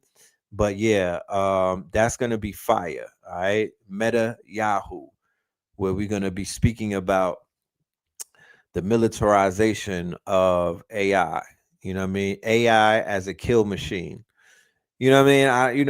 It needs to be talked about. It can't be ignored. And because I'm one of the faces that have brought artificial intelligence to this community, it's my duty to report. It's my duty to bring the research, and it's my duty to speak on the negative as well as the positives that are forming in that sector or that field and whatnot. You know what I'm saying? If you're into autonomous weaponry, I do think that we should look into that, especially every single person that hears my voice who are in the armed services. Now, Spin, what up? Now, for my people in the audience that were a part of the G.I. Joe movement, I was an avid collector of G.I. Joes. Let's be clear. And I'll be fucking with y'all. You know what I'm saying? It's love. That y'all are very important to us. That your time in the service made y'all better people. The skill sets that y'all walked away with are irreplaceable. And when I speak of, and it's no surprise that some of the best people that you find in Fortune 500 or in corporate or even running their own businesses at a high level, I'm talking about scaling and whatnot, a majority of those people are trained in the armed forces. I am a stickler for discipline, right? I am not the most disciplined. However, this is what I strive for, especially in my later years: discipline, consistency, persistency. There was nothing more consistent than PT in the morning. 4 a.m., y'all. I was in the mountains where the air is real thin. Real thin. It wasn't nothing more persistent than them blowing that damn whistle every fucking 4 a.m. to get us up out that bed. Then we got to hit push-ups. Then we got to be outside to do PT. PT lasts an hour and a half. No sun outside. Mind you, this is when they was picking cotton. Then we go on a run. Then we go to eat breakfast, and that's only for 10 minutes. Then we got to run back and wash up and be ready to go to work at like 7 or 8. Yeah, nigga, that shit right there. While you got Peckerwood screaming at you, that shit right there. You know, pressure busts pipes, but it also makes diamonds and whatnot. If you can endure, and if you let that type of pressure that they put on you, going through basic training, going through boot camp, and going through you know, the rigor mortis, the rigor more, then you will be fashioned into a very shiny diamond. And I do not judge you. I respect you. I salute you. You feel me? Whoever goes through these regiments, if you're militant enough to program yourself as if you were in the military, I have even more respect for you, because you didn't have to go through the programming of this quote unquote assembly line that is there to traumatize you, to quote unquote MK Ultra you, to put you, because through trauma is where some of us shine. You know, it's through the trauma is where some of us shine. So if you're able to do that on your own, without somebody twisting your arm, without somebody standing over you, if you're able to rise in the rise, because it don't have to be spooky. Yo, if you're able to get up and you know the program and you follow the program, you've allocated some time for yourself before anybody gets access to you, before anybody is able to program your mind, before any phone touches you, any social media and whatnot, you duck off somewhere, whether it's in a dark room, whether it's on the grass outside, whether it's in your goddamn closet or your bathroom. If you're in a situation where you're not alone and whatnot, but you need at least 15 to 30 minutes just alone, downloading, you know, putting the folders in the right cabinet, manifesting, affirming, all of that fly shit. And then you get to you get your day started. If you're able to do stuff like that, then what can I say? You haven't figured it all out, but you on the way. You figured G.I. Joe. Knowing is half the battle, right? You halfway there. Okay. All right. It's B-Day, B-Day. Okay, 10-14 out this biatch. Yeah. Legend. The legend. And then you got Gucci in 10-17. Make sure y'all go and get the book. I believe the God put the book out. B-Day dropped his book and whatnot. Make sure y'all go and support the God. He has his first publication. Y'all know how hard B-Day works. Y'all know how consistent, how persistent he is. The level at which he's operating. He deserves your respect. He deserves your support. I mean, and by your support, that's how you respect a man. We not women. No disrespect, but men. You respect men by supporting them. And I'm sure that you respect women by supporting them as well. But women would say respect a woman by respecting them, or support a woman by respecting them and stuff like that. Yeah, respect the man by supporting them. You know what I'm talking about? That's how that works out. Because we're men, we're providers. You know what I'm saying? We're providers. We don't need flattery. We don't need none of that. We need support. That's the world that we come from. Action, like support, like it's a verb. You know what I mean? It's an action verb. Love is an action verb. Niggas be like, yo, I love you, King. Yeah, sock it to my pocket. You know what I'm talking about, nigga? Because that's the love. That's where the love lives.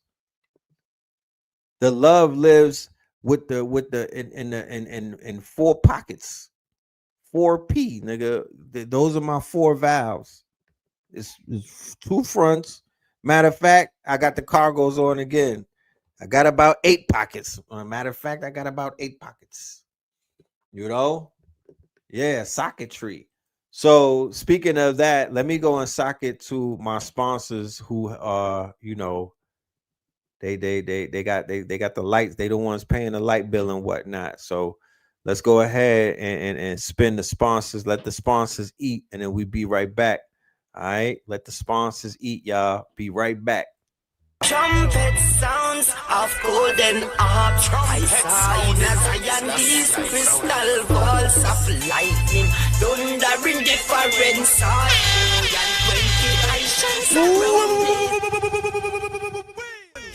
At Infinite Treasures, we get visions of angels. They communicate through angles and geometry, manifesting, impacting the material realm, space and time as we know it. What do angles and angels have in common? Both represent law and order necessary for stability and structure. Angels relevant to all things spiritual, angles relevant to all things in the physical world. These laws and order render leverage, lightening the load one carries on the journey through life. Don't fall in the valley of the bloodbath. Trumpet sounds of golden harps. I saw. Yeah. Bleh. That's my joint right there. Shout out to Infinite Treasures. Shout out to Infinite Treasures with the copper and the quartz drip. You know what I'm talking about? Shout out to Infinite Treasures, y'all. Make sure y'all support InfiniteTreasuresLLC.com, y'all.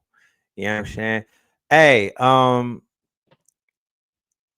have heard me speak about the platform Twitch. I was plugging it yesterday, telling people to follow me on there.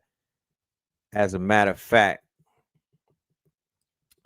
I'm on there right now streaming. As a matter of fact, I'm simultaneously streaming through Twitch as we speak. Now check this out. I spoke on it before where I was like, yeah, I'm kind of cool on the Twitch thing. Like I'll stream through there, but I don't know about putting mad energy behind building up a Twitch page, because I'm just at that stage in life where if I don't have equity in a platform, if I don't know the owners of the platform on a first name basis, then I'm not going to really be putting my time and my energy to helping these people to help their stocks blow up and all of that. I need PC to do shit. Like I'm not, you feel me? I know my power, I know my worth. So it's like I've been apprehensive about the Twitch play. However, let's be clear. Twitch is superior in terms of the fidelity of the videos. Like I think Twitch streams in about a 1080. It looks better on Twitch than it does on YouTube, at least to me when I'm looking back at my footage. There's some things that the Twitch has an advantage on, and I would never remove myself from the opportunity to be in front of younger people. You know, I'm just not going to cut my nose off to spite my face and whatnot. I'm not going to do that. You know what I mean? It is one of my purposes is to step it up, right? For the youngins, right? I got to show up for the youth. You know what I mean? I'm you know what I'm saying? I'm you know, they rock with the kid. You know what I'm saying? So I'm not gonna turn my back on them. So I'm like, That's why I'm over there on Twitch, right? And I also wanted to bring some adults over there because I said to myself that they're leaving millions of dollars on the table by just focusing on the youth and not focusing on all demographics, because there's a large, I feel that there's there's just like there's a share of the pie that's getting cold. Nobody is cutting that piece of the pie, and that piece of the pie would be there's a whole wing on Twitch for people of my age demographics. But let's go ahead and listen to this verse real quick. I wrote this verse with this in mind for the youth, man. This is Shark Tanks, you know what I mean? World premiere Shark Tank featuring A Thug and Haas Light. Let me know if y'all can hear that. The guards is in the building. What makes them sharks? Rap guard, A Thug. What they know? I'm a shark in the tank. Big fish, big bank. No fear, no doubt. Inspiration and faith. Knowledge of self. Dedicated, I'm great. I'm a shark in the tank. Yeah, shark in the tank. Big fish, big bank. No fear, no doubt. Inspiration and faith. Knowledge of self. I'm dedicated, I'm great. I'm great. I'm great. I'm great. The YNs need a hero and a father figure. Someone that he could talk to like a barber nigga. I don't like to bother niggas or harbor niggas. I'm about that action like the Mississippi Harbor niggas. Book smart like a Harvard nigga. Skull and bones like I starve a nigga. For peanuts, I want George Washington Carver nigga. Early birds get the worm like a lava nigga. Tell anybody asking that the marvelous eating guava nigga. If there's a problem, I will solve a nigga. Radio the 3 stacks, I will solve a nigga. My juju pouch is even more valid. Poor Alice, I'm your pusher. That will empty the clips, that's more malice. Who let the peasants through the front door of the Moor's palace? Heart light is a feather. What's a hookah to a floor chalice? Shark in the tank, big fish, big bank. No fear, no doubt. Inspiration and faith. Knowledge of self. Dedicated, I'm great. I'm a shark in the tank. Yeah, shark in the tank. Big fish, big bank. No fear, no doubt. Inspiration and faith. Knowledge of self. I'm dedicated, I'm great. Shout out to A Thug. You know what I'm talking about? My YNs and whatnot. Shout out to the guards. We got to shoot that video. That's a banger right there. You know what I'm talking about? That's a little banger right there. That's for my NY, Harlem, BK, for the young guards. The YNs need a hero and a father figure. Someone that they could talk to like a barber nigga. I don't like to bother niggas or harbor niggas. I'm about that action like the Mississippi Harbor niggas. Yeah, man. Shout out to them. But check this shit out, man. Check this shit out with Twitch, man. Check this out. This is the old people that run Twitch. Check this disrespect with the old fogies at Twitch. It probably should be more, it probably should be more historical. Yeah. Like in other words, Kai is big now, but you know, arguably it's like, now he asked me, so I had to put him on there.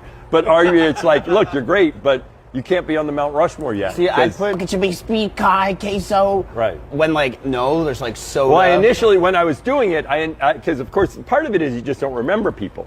And initially I mentioned Speed, and then I was like, oh no, and I swapped Speed out for Queso. Yeah. Okay. But of course all the idiots on. So this caveman, right, who happens to be the owner of Twitch, looks like he's a surfer. He's a baby boomer, right? No disrespect. And I've said it before for all of my YNs out there. So y'all stop tripping and whatnot. Tell this to your children when they start talking out the side of their neck, right?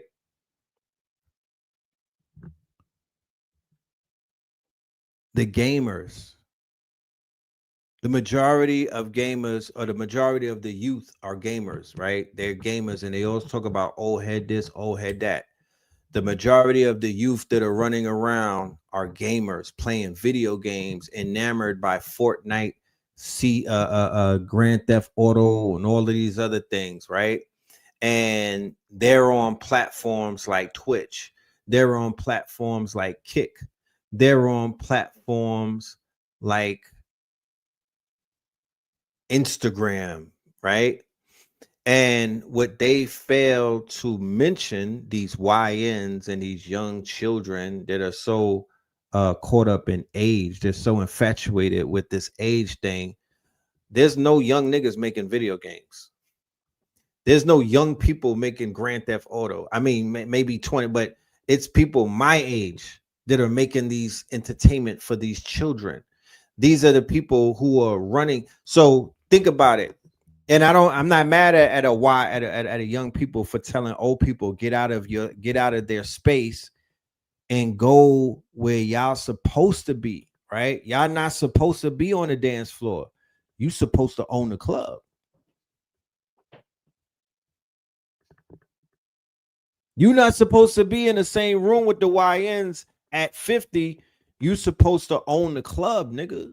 So I don't have a problem with them in the way that they see things, because it's like, yeah, you I'm not gonna be playing video games. I'm gonna make the video games. At 50 years old, I've graduated from sitting on the floor playing a fucking game. You know what I'm saying? I want to level up and make the game so the children can play it. I want to level up and make the label so the children can hear the music. I'm not trying to do Rolling Loud with no little young niggas. I'm creating the label that's gonna change Rolling Loud. That's the mentality that the elders should have, or the old head should have. So yeah, I understand where people get with it. The youth or the YNs, they're just making it uncomfortable because you niggas are out of place.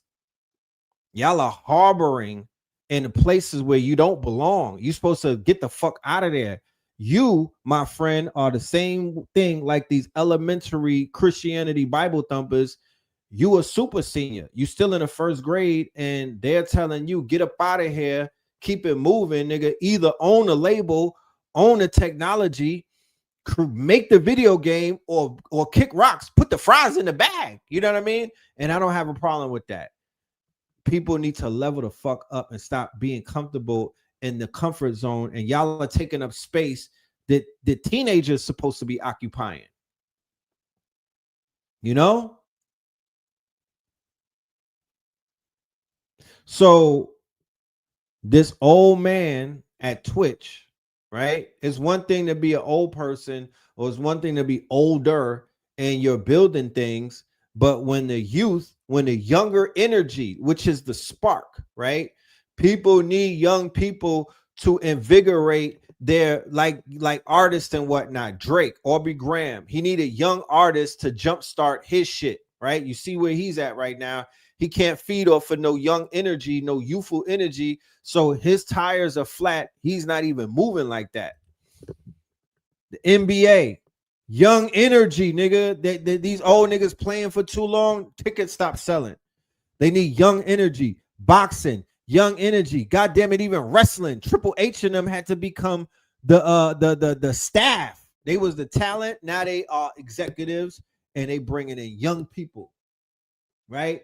Young people are like new batteries in a remote, my nigga. It's new energy. It's young, it's new energy. It invigorates. It has a spark to it. They have a stronger aura. Their aura is not compromised like you niggas with your old ass auras. They have all of these holes in it and been through all type of shit, right? Shattered auras. They have stronger auras.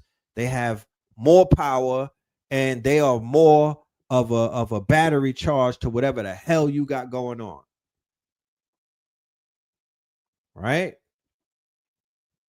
So for this dude who he's saying that Kai Cenat and I Show Speed, two of the most famous streamers You kind of, world. it probably should Right? be more. Streamer was not even known amongst the majority of people to be a thing. So whoever this man is talking about deserves to be on his Mount Rushmore. And I'm just saying, I'm just showing y'all the disrespect with building up somebody else's platform, not having your own shit. Henceforth, why I decided that I was going to take my talents to yap it. Like, fuck that. I'm not fucking with, I'm not trying to brand Twitch like that. I had an aversion towards it. And I didn't know all the way why. I know that they had some weird terms and services. And I was like, I'm kind of skeptical about putting my energy, putting my brand, putting everything behind it to where I'm wearing that Twitch logo. I kind of cooled off from that. And now I know why. These fucking knuckle draggers is over here. These goddamn these mountain climbers. You know, he's not a part of the culture. He's not the culture. So who got yeah, I know it been out for a minute. I signed up to Twitch in like 2017. I think it was 2017. I don't know.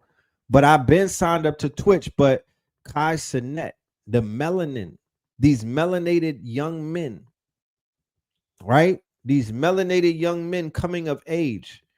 People watch these little dudes grow up, right? It's Kai, it's I Show Speed, Rage. I'm talking Kick and Twitch. They both interchangeable in my world. Bruce, Black Boy, all of these melanated DDG, all of these melanated kids. Nobody was talking about Twitch when they had these weirdos on it. It was weird. Once again, the same thing in AI, the same thing in crypto, and it's the same thing in Twitch. Right? Twitch is a streaming platform. Anybody said what's Twitch? It's like a YouTube. It's like a YouTube, but dudes are getting rich off of Twitch more than they're getting rich off of YouTube. Twitch is making teenagers millionaires, right? Even though YouTube is doing that, TikTok is doing that, Snapchat is doing that. Many of these apps are doing that. But Twitch is the biggest. It would be at the end of 2024, the beginning of 25. It kind of cooled off, but it was like kind of the biggest app, one of the biggest quote unquote apps that people were looking at for streaming and getting paid for doing it.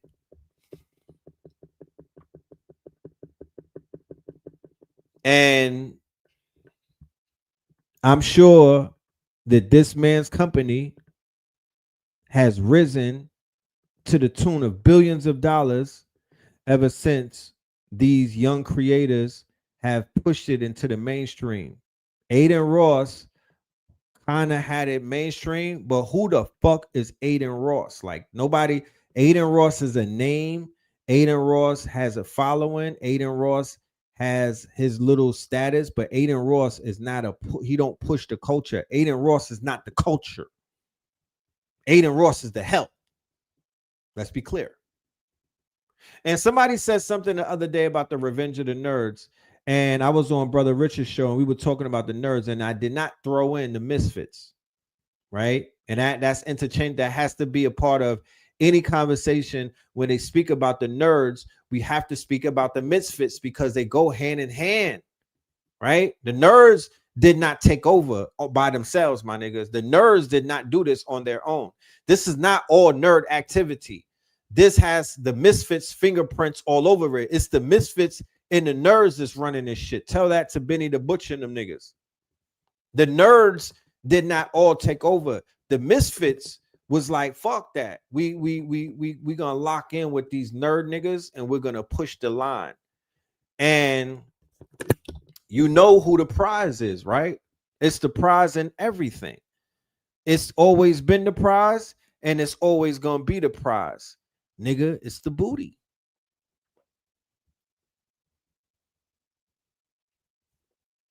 It's the booty.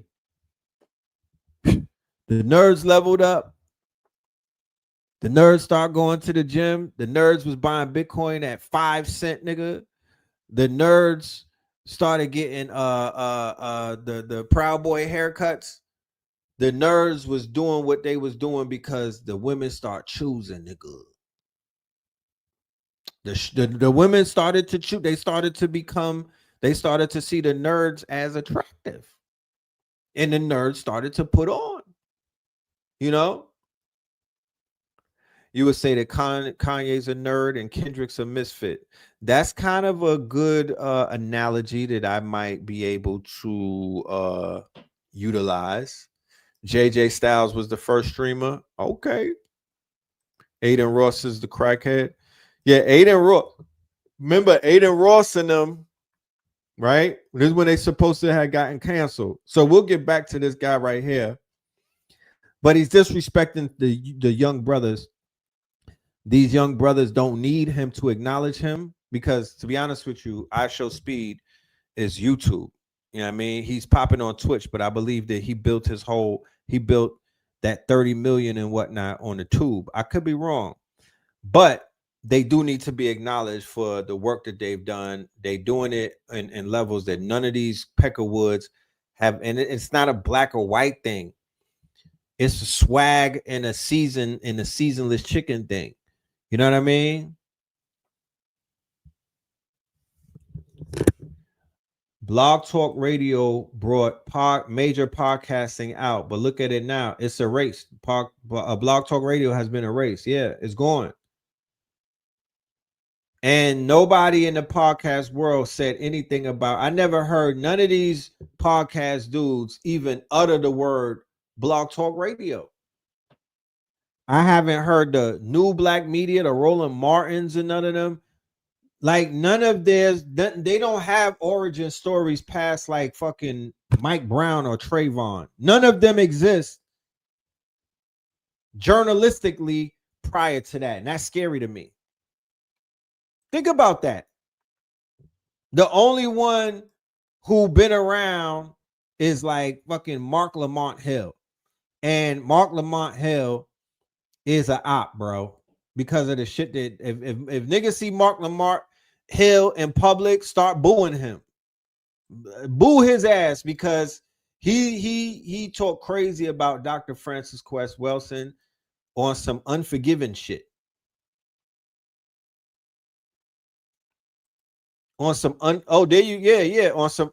He did it on a podcast though. Oh my goodness, did he do it? Because I know that that he was on one of those posters in Harlem. There's a few niggas' faces on them posters. Charlemagne's face was on that poster at one point, you know, but that nigga face was on a poster. He was on a wanted poster in Harlem for the shit that he said about Dr. Francis Cress Wilson. And then we seen him on 125th Street, and then we seen him at the what's that shit called? The International African Arts Festival. And then we ran down on him. This was in 2020 and whatnot. And yeah, we were, you know, we checked him and we talked to him about it. You know what I'm saying? We talked. He needs to be. He was definitely out of pocket, and I think that he needs to get pressed even harder. You know, I think that he needs to get pressed even harder. Yeah, I did see that. I didn't click on that, but there's a video that he just did where he's like, yeah, he walked in and he saw Dr. York with two little boys or something. You know what I mean? So it's that type of shit, bro. It's that type of shit. You know what I'm saying? It's them type of niggas, man. Like, where are our journalists that used to write in these conscious magazines? Where are y'all at? They used to be out. There's people out there. Like there's been look, if y'all know the names of some of them, name them in the chat. But where are they at with their podcasts or their broadcasting channels. Because that's crazy. Like, you'd be surprised how many people will sit back and they don't even know Brother Rad. They never smoked a blunt with me. You know what I'm talking about? They never rizzed up a shorty with me. They never hung out with me on 5 a.m. Because you gotta hang out with a nigga at 4 a.m. to 5 a.m. You know what I'm saying? The thriller hours to really say that you know somebody. Facts? I mean, let me know. You be saying you know people, but you don't know them until you was in Waffle House with them. You know? Where are our brothers and sisters? And I'm not talking about the elders like Clemson Brown, Rising Power, and whatnot. I'm talking about the brothers my age and maybe a little older and whatnot. They'll look and see me on the internet and be mad at me. They'll be mad at me and my brother because they be like, oh, y'all on the internet. Where else are we supposed to be, family? Come on, man. When it was about outside, I was outside. When you was inside, I was outside. When it was about doing the work and beating the pavement, that's what we was doing with the newspapers and whatnot. Niggas know us before 9/11, we was holding the flag. Where am I supposed to be? Where the fuck are you at is the $1 million question. That's what I want to know. Where the fuck are you guys at? Because y'all supposed to be writing blogs. Y'all niggas should be putting books out. Did you give up? I just want to know. I know it's hard out there and whatnot. Did you niggas give up on yourselves? Did you give up on the race? Because when I look around, I don't see nobody. But it's a million niggas in the audience that be like, yeah, I used to do that shit. I could do that shit. Them niggas been on the internet forever. Nigga, where the fuck am we supposed? Where you want us to go? The blockchain? Where you want us to go? To Mars with Elon? But if I disappear, if I go to Burkina Faso, nigga, then y'all gonna be, oh, Brother Red, why did he do this? It be them niggas sending me Facebook Messenger, because you know the apps denote the level of coolness these days. And no disrespect to nobody on Facebook, but that is, you know, when you go into the projects, that's the fucking right before you get on the pissy elevator, nigga. That is the bottom floor of the PJs. Facebook. You know what I'm saying? I don't look at no Facebook messages. FYI, don't send me no goddamn messages on Facebook. I'm judging everybody on Facebook.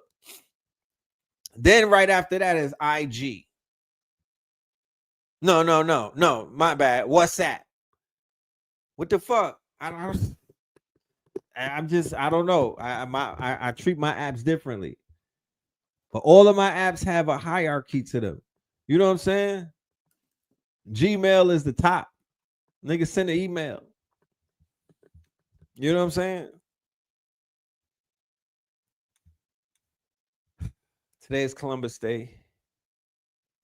And New York canceled the parade.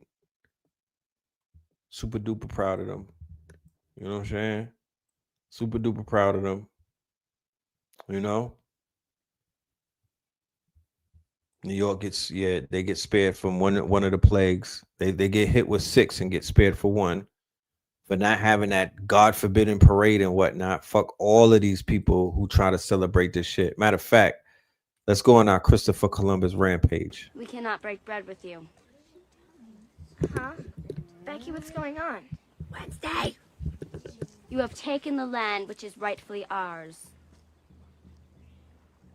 Years from now, my people will be forced to live in mobile homes, on reservations. Your people will wear cardigans and drink highballs. We will sell our bracelets by the roadsides. You will play golf and enjoy hot hors d'oeuvres. My people will have pain and degradation. Your people will have stick shifts. The gods of my tribe have spoken. They have said, do not trust the pilgrims. Especially Sarah Miller. Gary, she's changing the words. And for all these reasons, I've decided to scalp you and burn your village to the ground.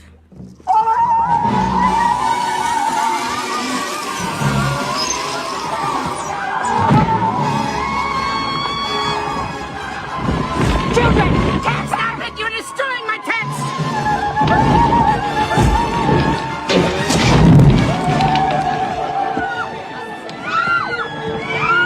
He's not a team player. Well, he's a special child, but he needs friends. He needs friends like this.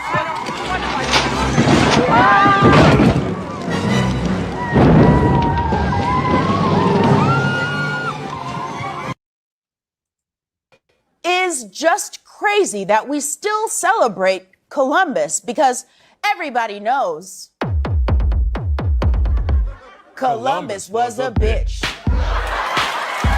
Columbus was a bitch. Columbus sailed the ocean blue. His dumbass got lost in 1492. We still celebrate him though we know what he did. Enslaved and killed people, women and kids. Columbus was a bitch. Columbus was a bitch. He's an ugly little dude that we celebrate, even though he was a murderer and full of hate. Columbus is garbage. Let's throw him away and celebrate Indigenous Peoples Day. That's what I would call woke performing. I'm not judging them, but I am smudging them, where people create satire out of tragedy in order to appease a white audience, because they're doing that in front of a white audience, right? So you can't go in front of the white audience and just kick it like you know what I mean, like how we kicking it. You can't just hit them with that fire. You got to perform for them. That right there is performance. I was more interested in the Wendy shit than that right there. This is performance. This is not they're not banging on no beast. They're not really shitting on Columbus. What they're actually doing is they are lessening the blow. They're trying to soften the blow. Right? They're not giving out the hardcore facts. They're not teaching the truth, because when it comes to the Columbus, yeah, we know all of that shit. Give me the truth. Give me the real truth. When did Columbus Day come into America, ladies and gentlemen? When did you would think that they was celebrating Columbus Day before they even got to America, or when they founded America allegedly in the 1700s? Who in the audience knows when they founded Columbus Day as a holiday? Because they don't even practice that shit in Italy. So who knows when that day was created? What year was that day? What was that holiday created? Just to show you how defunct and how quote unquote bootleg and how backwards these motherfuckers are. And they got us caught up in this bullshit and whatnot. The early 1900s, bam. The early 1900s. Who got the actual date? So if this Columbus shit was so lit, if this Columbus shit was real, if this Columbus shit meant something, why the fuck were they not doing it in the 1600s? Allegedly they found the bitch in 1492. So think about it. Just think about this. You come to Atlanta in August and you discover some shit called the Invest Fest, right? Oh my goodness. Look, it's baddies with Ann Taylor suits on. Oh Lord, look. It's women with Suki Hawaiian and linen suits on. Oh my goodness, look. Oh, there's millionaires around. Oh, billionaires. Oh. And then you see the greatness of it. In 1492, you come to the Invest Fest, right? and then you wait until 1892 to celebrate it? Nigga, make it make sense. Make it make sense.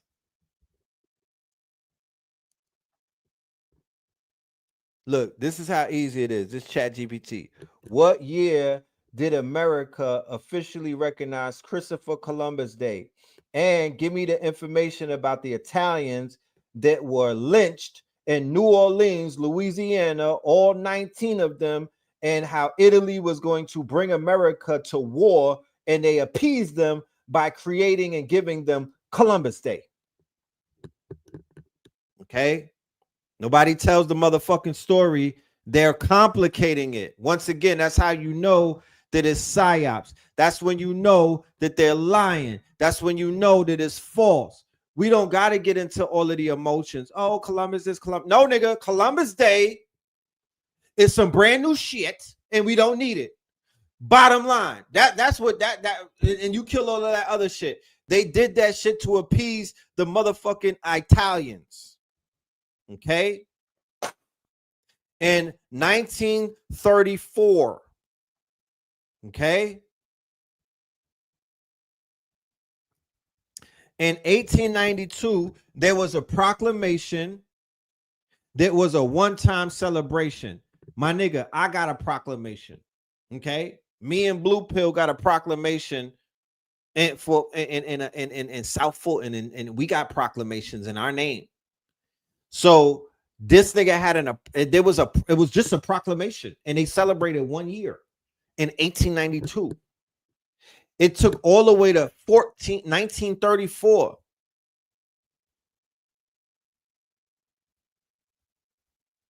That shit was even recognized. Okay?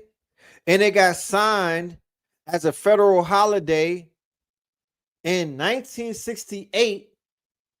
And then Lyndon Johnson, after they murked Kennedy, pushed it in 71. The shit only came in 71. Come on, nigga. That's a part of the fact that once they realized they got the elders out the way, once they start putting us on dope, once they had to conquer something.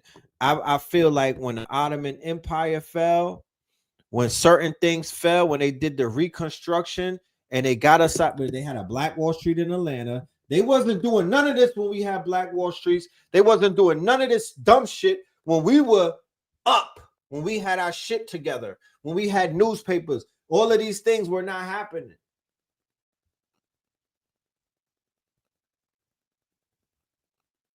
So these people are getting over. I'm not giving that shit no energy. I want all of them statues to topple. I don't give a fuck how nobody feel about it. The only Christopher we acknowledge is Wallace. World War I and World War II destroyed all of your artifacts. Don't fall for the okie doke about what you think was going on. In those places in Europe that had remnants of melanated people, they got flattened during World War I and World War II. The Civil War flattened shit over here. I keep trying to explain to people. People got caught in the middle, right? We got caught in the middle. Similar to if there's this government right now is in a powder keg, right? There's a powder keg. There's white on white situations going on, and they got some beef with Mexicans or what they will call immigrants, even though we know that the real migrant or the real immigrant, before we even try to put that jacket on the Mexican, who he's far away from home, but he's not farther away from home than the Irish is. He's not farther away from home than the Italian or the Polak. He's not farther away from home than the fucking Russian is or the German. Nigga, they the real migrants. They really over here on some they got paperwork. They got paperwork. So hell no. The fuck? I'm not giving none of these niggas no energy, bro. Y'all tweaking. Y'all tweaking. Niggas be talking about selling souls and selling out and who's Illuminati, and y'all niggas was crying for Mr. Charlie, and you don't know how this shit goes. You really, and niggas is out here clapping their cheeks for Christopher Columbus, but you want to talk about the Illuminati and who's this and who. Nigga, you're the Illuminati. The fuck you mean? You're compromised.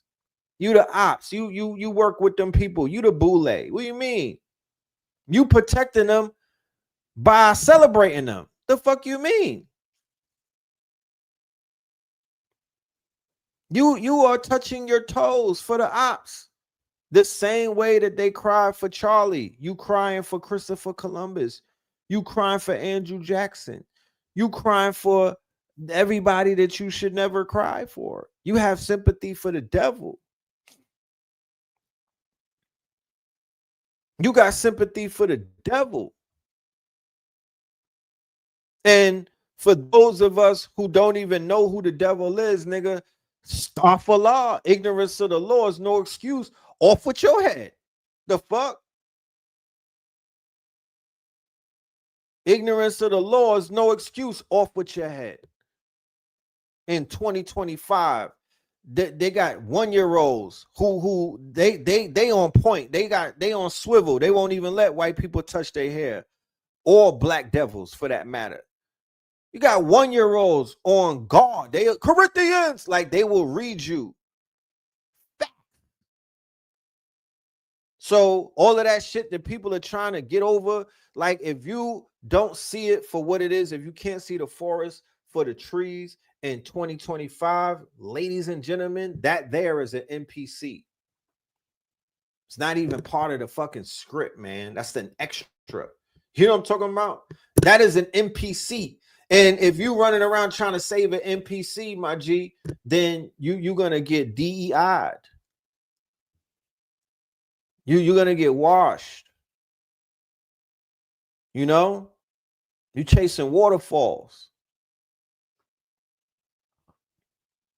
You know, so they got peace in Gaza East. They got peace in the Middle East. I'm told you before, they're gonna turn the Gaza into the Trump Riviera. It's an oceanfront property. Wait and see. But I would never bring my family to go on vacation in Gaza. It's the same thing bringing your family to vacation in America. America is Gaza. The USA, the whole shit was Gaza. You know what I'm saying? I'm still trying to put the pieces together as to what really happened. But America, that was Gaza, and it was occupied. And they had advanced weaponry. They came over here with armor. They came over here with war dogs. They came over here with plagues and whatnot, chemical warfare. They came over here with gunpowder and TNT and whatnot. They came over here with pistoleros. And the people over here had wooden, they had spears, they had some swords, and they had wooden shields. They were not warlike like that. It was too many baddies out here. It was too much gold in America. It was too much honey up in this bitch. Niggas was out here. The women was topless, and they was happy, full edges, afros on fleek. You know what I mean? Shea butter on body. You know what I'm talking about? Gold cuffs, gold bracelets, gold anklets. Perky. You know what I mean? Without the Percocets. Perky without the Percocets. And when they came over here and they saw that, they wrote it in their journals. It was like, yo, these people are too good for us. They so beautiful. You feel me? They was like, they so curvaceous. They so beautiful. They so quote unquote, they said their skin is glistening. Who you know like that? Copper complexion Americans, skin glistening. They had gold in the motherfucking water like it was nothing. Nuggets and all type of stuff. Like they was just giving away gold. Like, oh, do you want this rock? Here. You know what I'm talking about?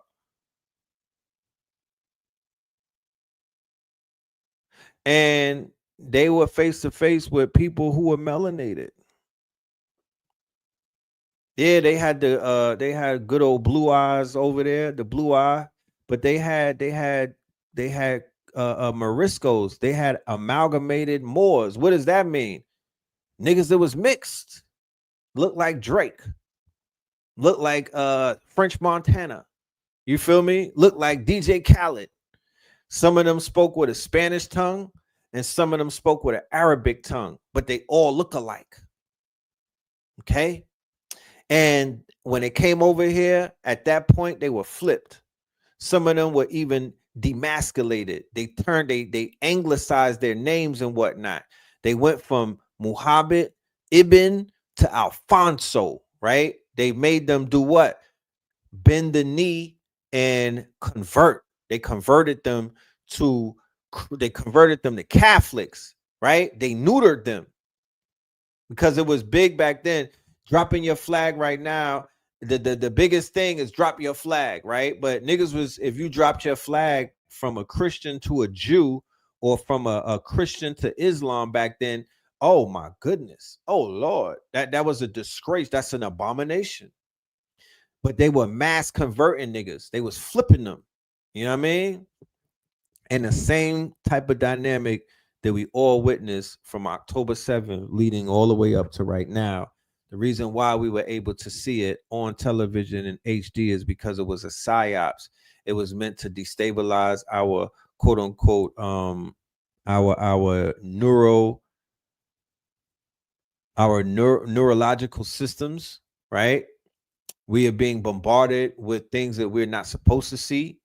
This Israel, this whole baby killing thing is a ritual to Moloch, but it's not new. They've been doing it. I go to my Facebook memories sometimes, and I can't recall how long these people have been traumatizing us. But Facebook and Mark Zuckerberg, they'll remind you. So the memory will pop up and be like, 14 years ago, this was your post, and I'm saying something crazy. That's why when I saw the article, I know Blue was like, yo, you got to watch out what you say, man. You got kids, bro. I'm like, fam, nigga, I got tweets going back. I got tweets going back to when I was L Filthmore, and I was going in back then, nigga. I can't hide. They you know what I'm talking about? Nigga, my fate is sealed. You know what I'm talking about? The fate is sealed. The shit is already out there. I'm looking at old YouTubes. I'm turning them shits off, thinking. Make sure my window ain't open. Make sure the door is not open. You know what I'm talking about? Niggas are fucking they drop a line on me and whatnot. The neighbors might, when the neighbors know my name, the niggas might call them people on me. You know what I'm talking about?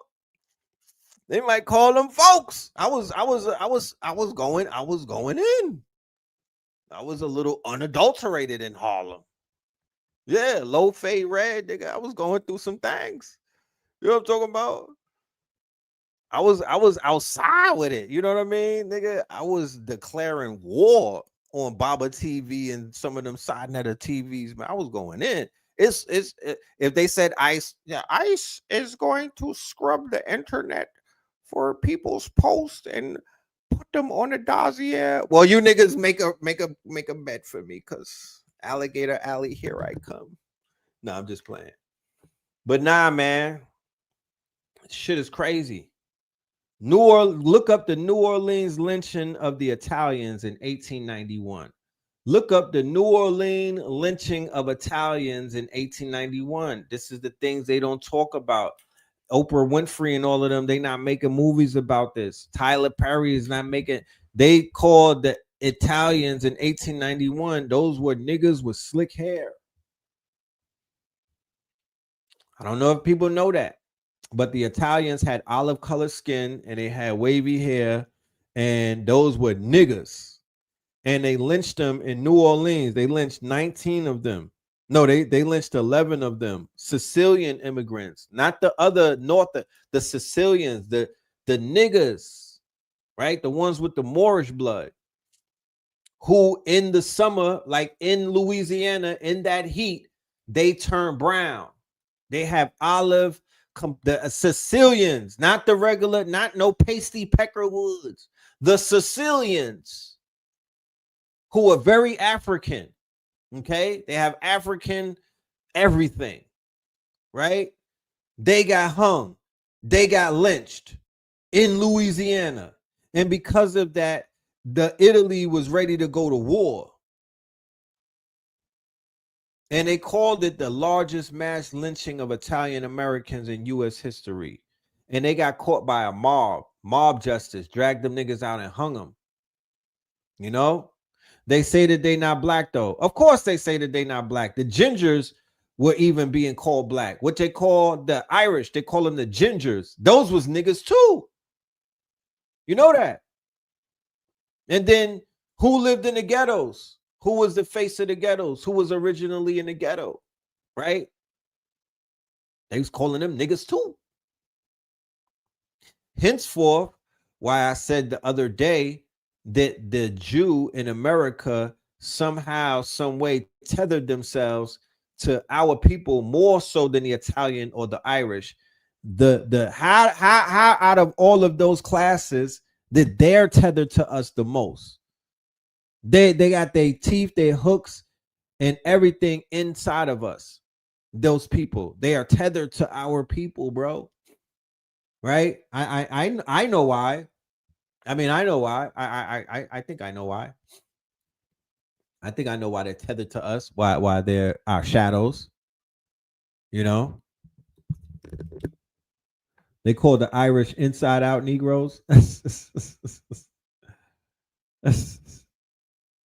Yeah, but yeah, the gingers, right? The Irish, right? The Jamaicans.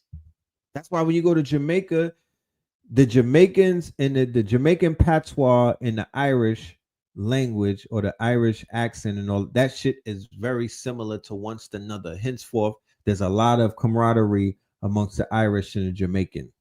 Okay. You go to Jamaica, the stories is all there. Okay, the stories is all there. The Irish and the Jamaica and the Jamaican. The Italians, there's still some niggas in the South and in Sardinia Island where they speak cat. Of course, they the niggas in the South. Niggas in Paris. Yeah, niggas in Italy. True Romance.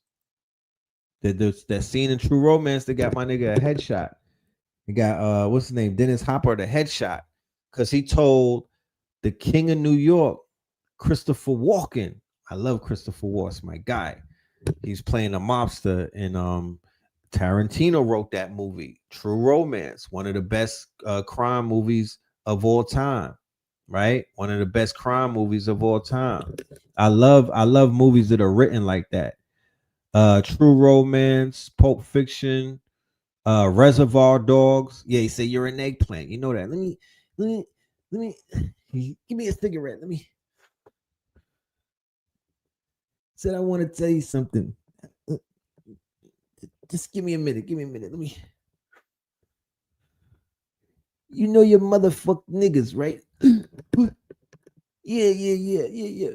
Yeah, the Moors came into Sicily. You from Sicily, right? Yeah. The Moors came and they fucked so many Italians that they said that there's nobody on that island without black blood. Yeah, the Moors did that. Yeah. He was smoking a cigarette, and the mobster, he was telling this to the face of the mobster. He was telling this to my dude to his face, and he had all of his men with him, but his men never heard that story. His men didn't know that this nigga's grandmama was getting piped down by Moors. And you should have seen Christopher Walken's face. He was wild embarrassed. He said, really? Pass me the gun. Bah! Headshots. Yeah, that's a classic scene. I would play it, but you know, I don't want to get a strike. So why the Italian came to Harlem with heroin later on, why Bumpy Johnson had to go to multiple wars against the Italians who were not just putting our people on dope, they were killing our people. The mob was killing our people, prostituting our women, and putting our men on dope and our women on heroin. They were prostituting us. They were taking our gambling money. They were killing bankers, policy bankers, black men who are in the numbers and whatnot. Multiple wars with the Italians. Then when the crime syndicate and all of the families came together, because they have this tie to the Catholic Church, and the Catholic Church has always crusaded against Muslims or Moors, they deputize their quote unquote, they deputize the mob as their muscle, right? The same way that the church in other places will deputize gangs, like the churches in the Latin America, in Mexico, they got the cartel, they got the you know what I mean? They showed you in Godfather 3 how the mafia and the Vatican were in bed together. Well, the people who were the quote unquote the ones who were the adversaries of the church and the Italians are the descendant of the Moors. And they not going in West Africa to kill niggas. They didn't go into West Africa. They didn't go into Algeria.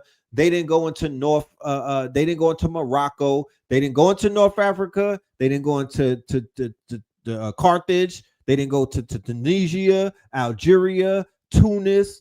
They didn't go into Fez. They didn't go into Morocco. They didn't go into Egypt. They didn't go into Nigeria, Senegal, all of these places where they said the Moorish dynasties were from. No, they went to where they shipped the Moors as slaves, and they went to where the Moors, the empire right over here, to begin to put them down. The new generation, they went to war against them. But as the mafia, the only difference, they wasn't wearing Knights Templars, they wasn't wearing Crusader outfits.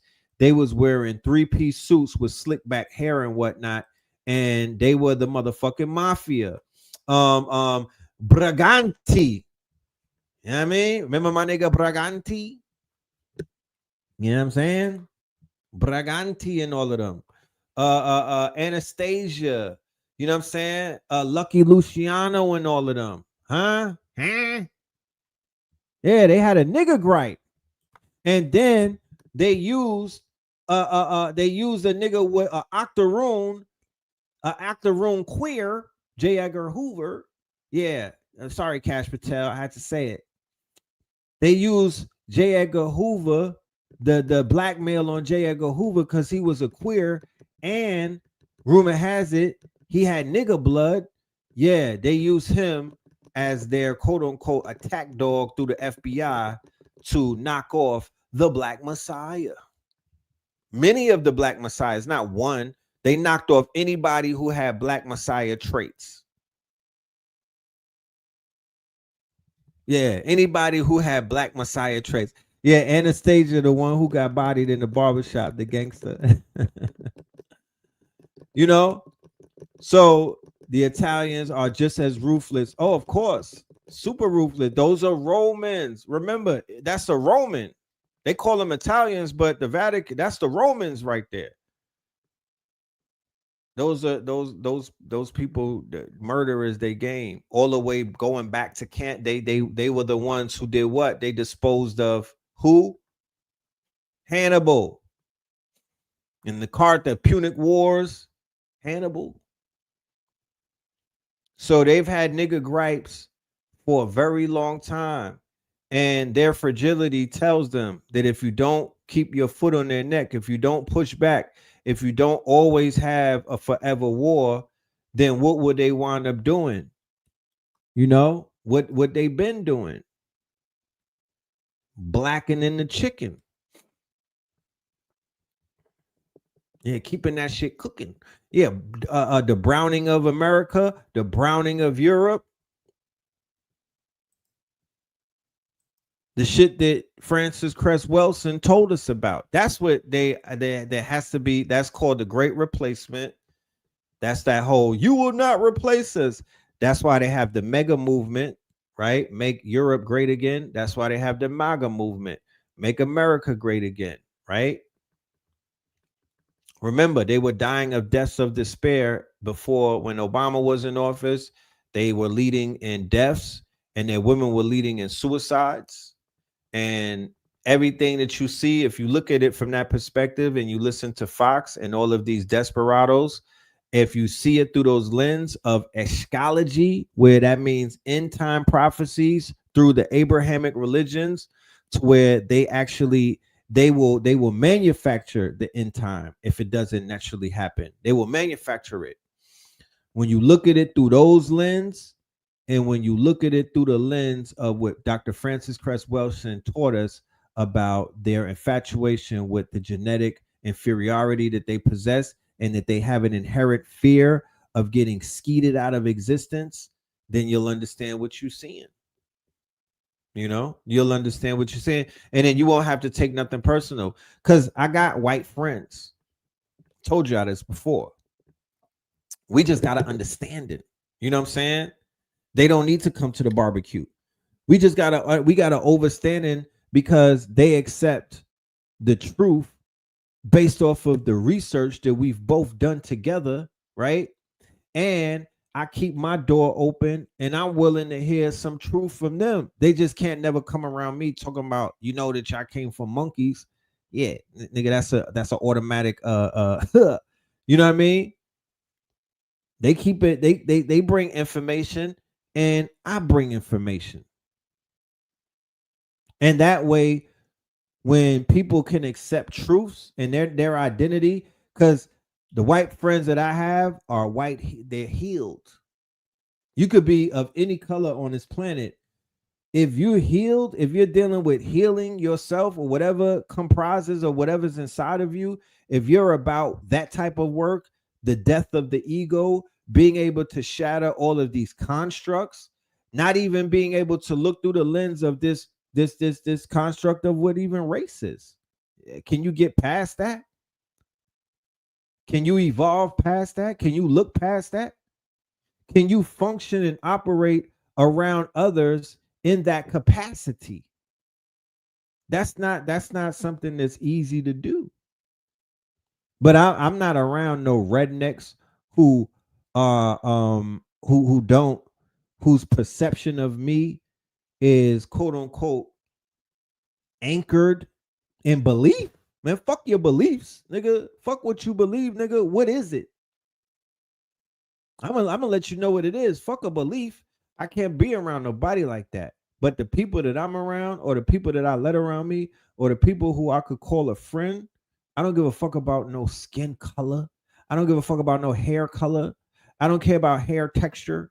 Like, none of that shit matters, because I would be a hypocrite to be on some campaign against everything that's not like me when I open up books. I'm interfacing with all type of shit from people of all walks of life. And these things benefit me, right? These are beneficial things. I'm trying to get rid of the shit that's hurting me. I'm trying to get rid of the shit that's trying to kill me. I'm trying to get rid of the shit that's poisoning me. I'm fighting against that type of shit. And if I find anybody who is a comrade or shows camaraderie in that crusade that I'm on, then you gonna put the fatigues on with me. We gonna lace up our boots, G.I. Joseph, and we gonna fight this war together. So I don't want. I'm. Everybody should know. I don't ever want to confuse nobody and be like, yo, does he even like certain type of people, or is he? No, I got people of all walks of life. I'm a global citizen.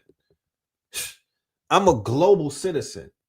They respect my authenticity as to me knowing who I am, right? Not me knowing it all, because I don't, but the fact that they know that whatever passion or enthusiasm that they'll pick up on has to do with me.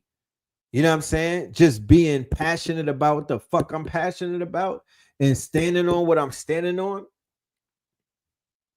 And naturally just being in love with discovery. You know what I mean? Sometimes when you go on a self-discovery mission and you begin to discover things, like, you should have people who are comfortable with either celebrating that with you or giving you that space to, when you're celebrating it, they are not pushing back. They're able to receive that.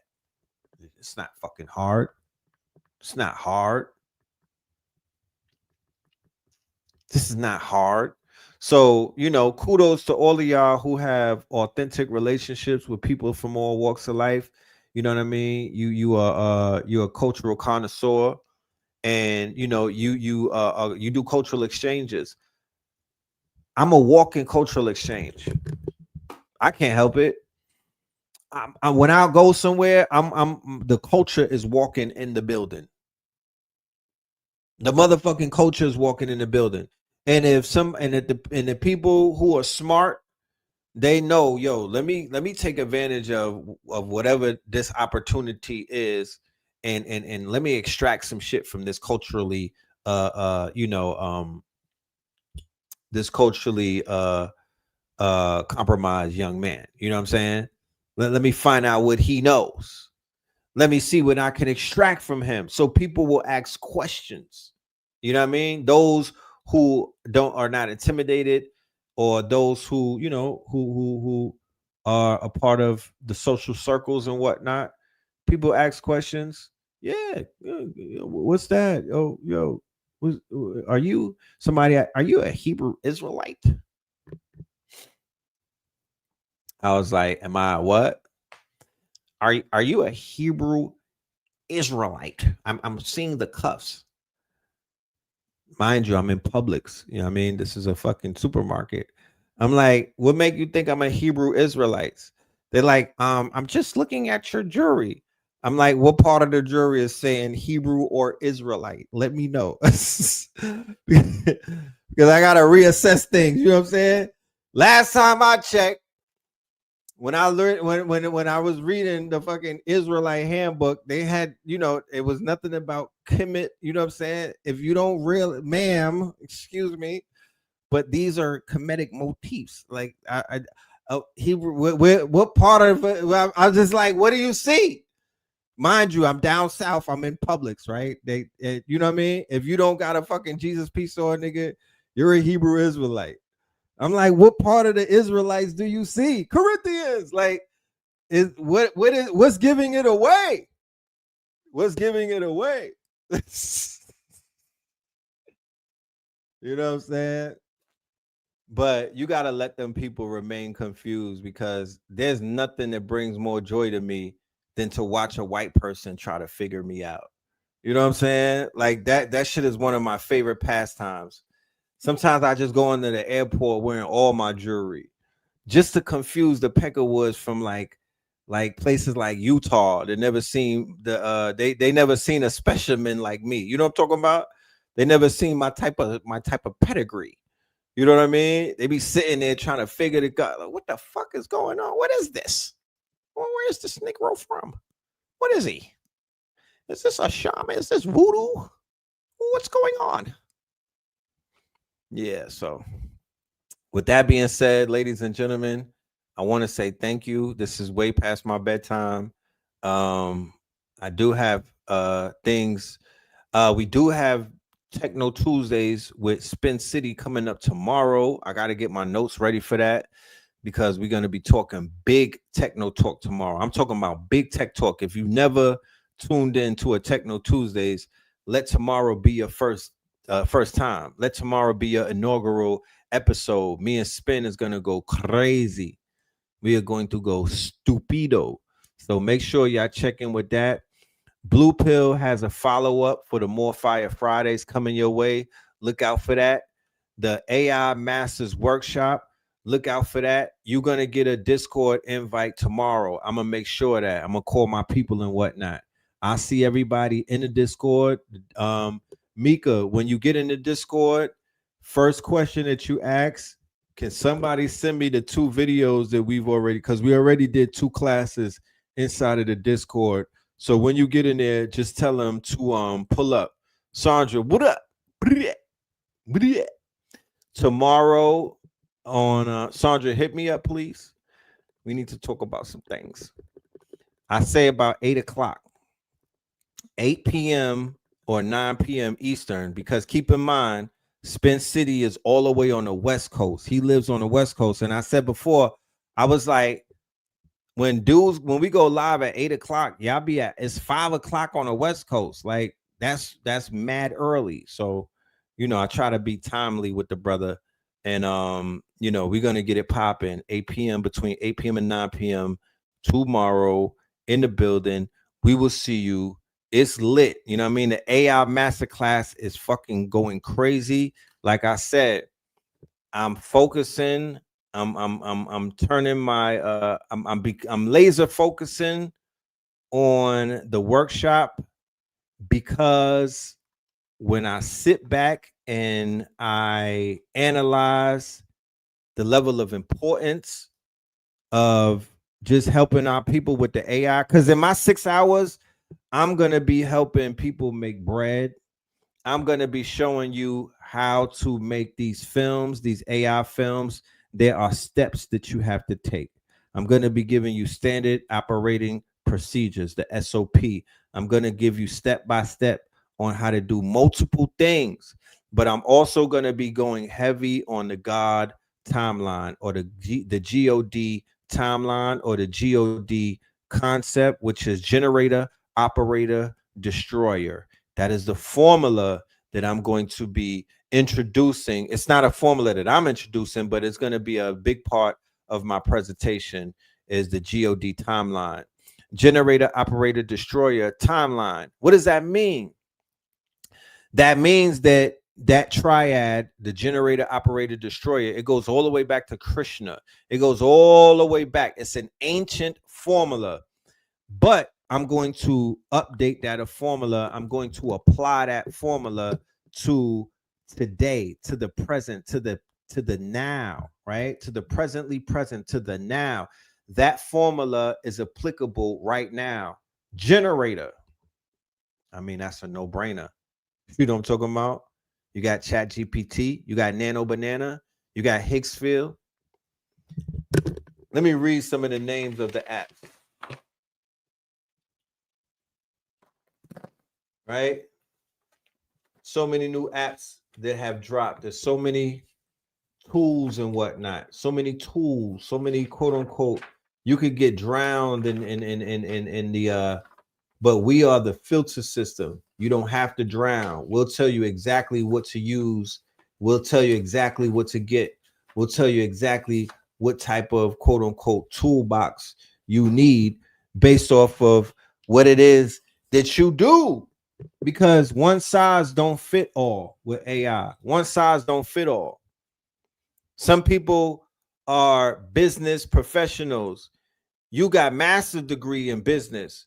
You're not going to be, I'm not going to give you the same tools that I'm going to give somebody that says that they want to make a movie, or they want to make a short film, or they want to make, they want to help put AI in their podcast, or they want to make a faceless channel. That's two different endeavors right there. Somebody, and I said it before, and I'm going to say it again. If Trump fired you or gave you your severance papers and let you go, well, holla at me, bro. You know what I'm saying? For all of the people that got fired and whatnot, and you got qualities,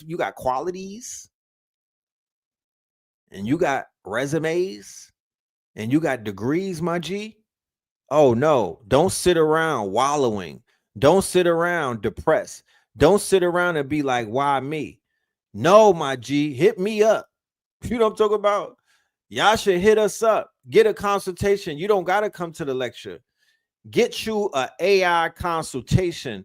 Don't cut your nose off to spite your face. Don't cut your nose off to spite your face. Your ass sitting around talking about all this and all that, and AI took my job. No, nigga. No, AI is here so you could pick it up and you could become bigger than the job that you worked at. You now could have people working for your ass. You could have people working for you. I don't think people understand how business-minded ChatGPT, Gemini, Claude, all of these enterprise tools, like, it's not rocket science. I'm not selling this shit. I'm just not. I'm not the sales rep. You know what I'm talking about? It's gonna sell itself. This is one of those things that if you miss it, then it's on, you know what I mean? It ain't for everybody. And it's not one size fits all. But if you are a coder listening to this shit, if you're a developer, my nigga, if you've been listening to me talk about AI since 2023 and you're still not acknowledging, then I mean, I don't know. It may be time for an intervention. We need therapy. You know what I'm talking about? Because you cheating on me. We need to sit down with a counselor, man. Yeah, I'm being cheated on. You're not taking me serious. You know what I mean? You're not, and that's fucking with the relationship. You know what I'm talking about? You're not taking me serious. We need counseling. I mean, because think about it. If you would have made your next move, your best move, yeah, I'm talking about things might be a little different these days. All we ask is a little bit of trust. We ain't not asking for your social. We don't want no blood samples in your DNA. Niggas was out here finessing y'all for y'all birth certificates back in the days. They was out here cooking you niggas for your they was getting plasma from y'all. I'm not asking you for nothing. All I'm asking you to do is when the show is over, just go on YouTube and pull up some of the words to some of these sites that I said. Is that asking too much? I'm not asking. I'm not shaking no cup. I don't need nothing from nobody. I'm good, my nigga. The universe got me. You know what I'm talking about? The universe got me. I just want y'all to get a surprise, to get that eureka moment like I got, because I got pleasantly surprised when I went ahead and it ain't even like I found the shit. It found me. Do you know what I'm talking about? I wake up and the technology, the new shit will find me. It wasn't there when I went to sleep. When I wake up, it's there. I go into my email and it's there waiting for me. I didn't go look for it. The tools are right there waiting for me. I literally might have had a dream the night before about something and been like, damn, I need to do this, but in order to do this, I need this. I don't have this, but I need this. I wake up in the rising, I go into my email, and the this that I needed is there in the form of a tool. I'm not making this up. I'm not making this up. The large hadron collider, some shit activated, and we're living in a period where things are opening up. But like they said, you literally could be standing right next to somebody and you could be seeing something that they don't see. And you could be like, yo, you don't see that shit? They be like, nah, you in the fifth dimension and they in the third and whatnot. So here's some AI video generation models. Go and look them up.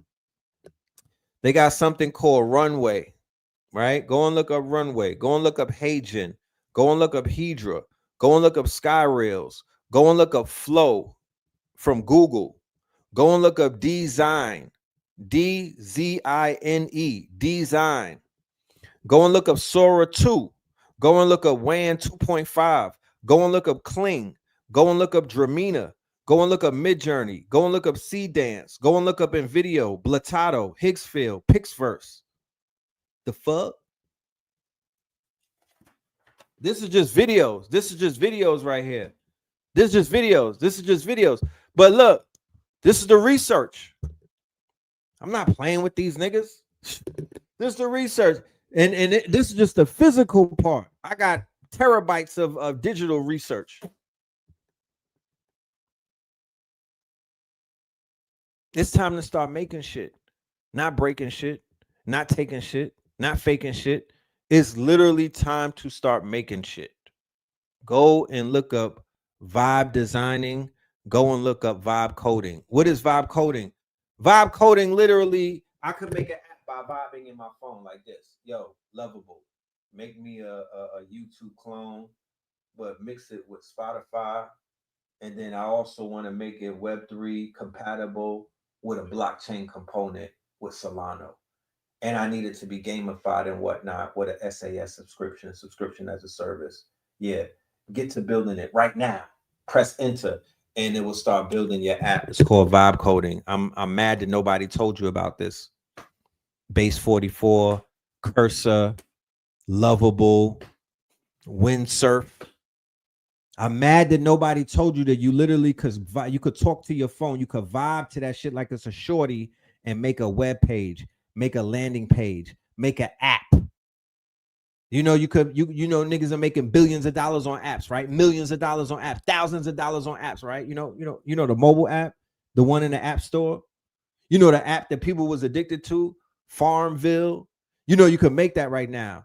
You know the little running, the temple run. You know you could make your own temple run right now. You don't need no middleman. You don't need no big budget. All you need is imagination and a little bit of time. You know what I'm saying? Like, I'm not making this up. I would rather talk about this all day than to talk about shit that don't have no validity and don't have no turnaround and don't have no it doesn't have no substantial quote unquote basis in improving our lives. I would rather talk about this shit all day, bro. If I could, I would. I would rather sit on the internet all day and teach people all about this all day. This would make me very happy, especially if I seen people using that shit for leveling up in life, bettering in life, because that's what this whole shit is about. If you're not bettering, if you're not leveling up, if you're not bettering so you could hop in a Letterman, yeah, bars, then you're just wasting your fucking time, and your time is an asset. You don't get a second chance. You don't get to do this thing over again. You don't. Because I remember wanting to do 2020 over again. I was stressed out. I was like, damn, man, I want to go back. There was some things that I didn't do in 2020. I wanted to do it. I didn't want it. Doing it in 2021 didn't feel the same. I was like, nah, the skin is not tight. I want to feel it in 2020. I want to be in between the bookmarks of December 31st and motherfucking, you know what I mean? And it's like, you're going to feel the same way about 2025 because this shit is going so up at the same time it's going down. There's this place in the middle that you got to wiggle in.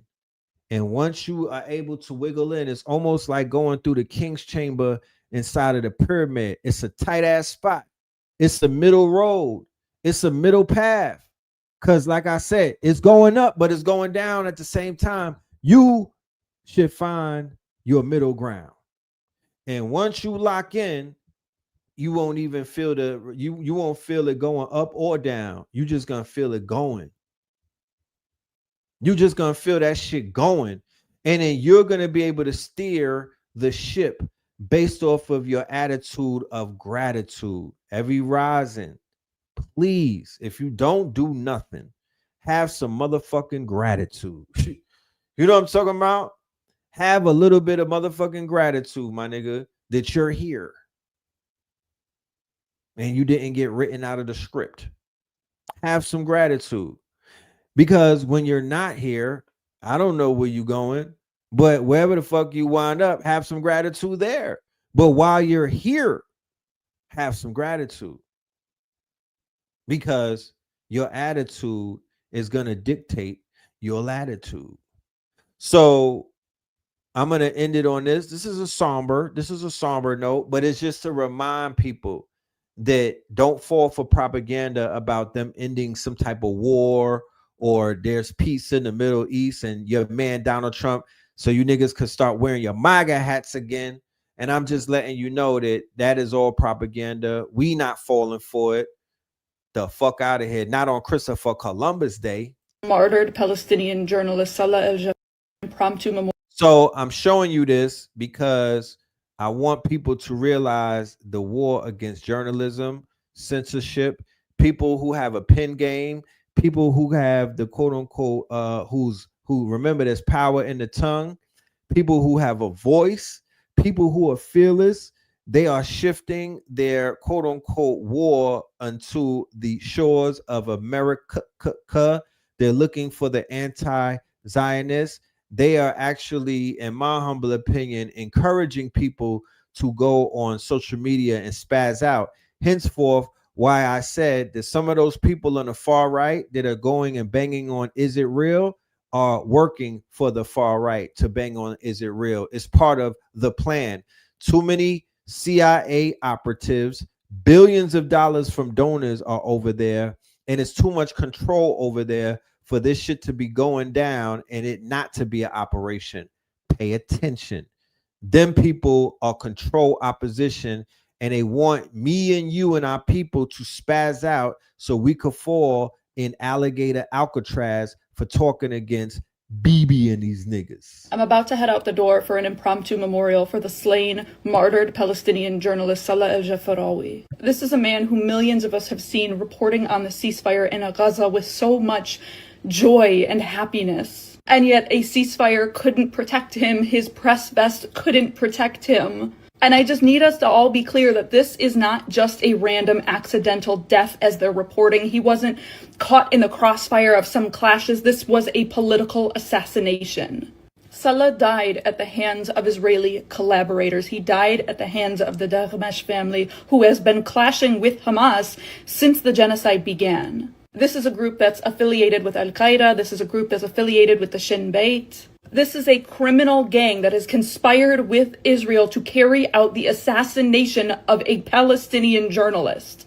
Salah al-Jafarawi was not caught in the middle of a clash. He was abducted, taken to a faraway field, and executed. He was shot 7 times. This is a deliberate, targeted assassination and an integral part of Israel's campaign to slaughter Palestinian journalists. Israel has frequently enlisted the help of these gangs to cause chaos and discord among the Palestinian people. These gangs are responsible for targeting displaced people on their way home from the south back to Gaza City.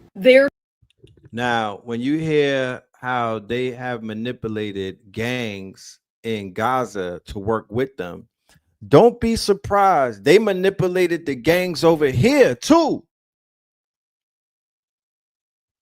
Liar Cohen manipulated the gangs. Remember, he signed Young Thug, right? He helped to put, they have their gangs over here that they manipulate the same way through manipulation. Don't get it fucked up. Remember, they sleep with the gangs. They're part of that deep state. They sleep with the criminals. They work with the criminals. They work with the underworld. They work with the streets. They know the streets. That's why the streets be like, nah, I rock with Liar. He speaks our language. He's gangster. That's what they'll say. He one of us, right? He's one of us. They know how to deal with you niggas. They study you. They know how to deal with you niggas. You feel me? Their treason has played a role in many instances in the assassination of high-level political leaders within Hamas. They've committed robberies, they've looted aid, they've killed civilians, they have kidnapped doctors and brought them to Israeli forces. And now they have directly perpetrated the assassination of a Palestinian journalist, of Salah al-Jafarawi. And I just can't help but think of the joy that he expressed when this ceasefire was announced just days ago, and now he isn't even here to see the benefits of it. He isn't even here anymore to see the liberation. So don't ever in your life think that collaborators don't work inside of our own community, in spite of everything that's going on, in lieu of all of the chips that are on the table. As you see, there's always going to be Judas amongst you. There's always going to be traitor amongst you. Even with everything that they were doing to them people over there, they still have people or collaborators that are willing to work with the other side. What does that tell you? In the midst of being all of that, you got people collaborating, working against their own people. And that exists inside of Black society. That exists inside of these, and it's even worse inside of our community because there's so many factions. Everybody look alike, but they not alike. So from the naked eye looking at the Palestinians, I don't know the difference. I don't know the politics. I don't know where the demarcation lines begin with the different tribes. I have no idea. They all look alike. That's the same thing that they say looking at us. All them niggas look alike. Who the fuck are they? But then when they see, so that sometimes you gotta look different. You gotta look different. A nigga look at me and be like, he look like them, but I don't know what the fuck is he on.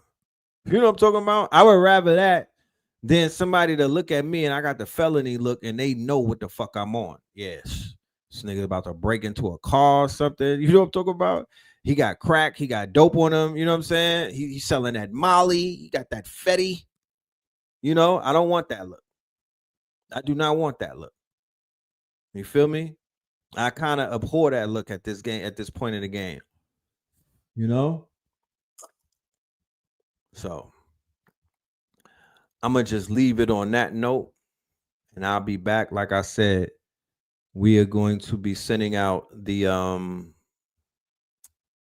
registration. We're gonna have the registrations for this private lecture that we're gonna be doing, the epilogue to American Gods, which is entitled Meta Yahoo. The commercials for it will be rolling out, and we're going to announce a date. It's going to be soon. The New Orleans date has been postponed.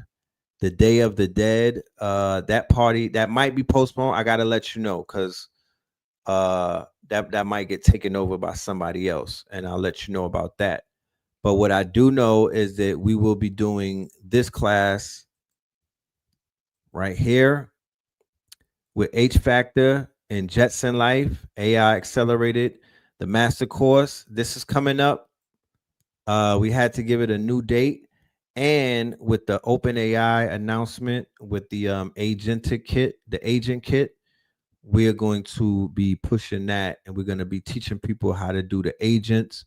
We're also going to teach about NPCs, and we're also going to be showing you how to vibe code and how to vibe design. So look out for the new date on that. I'll keep y'all updated. And yeah, back to the drawing board. With that being said, peace, love, and light. Y'all stay dangerous. And we'll get back to it. We got more to talk about.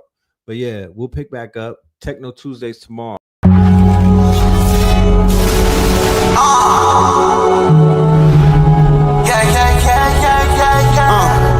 Hey, yo, we got it going on. I'm hit right on my wrong. Yo, we got it going on. This is for the culture. Yeah. Hey, yo, we got it going on. I bring my niggas together, we transform and become the Voltron.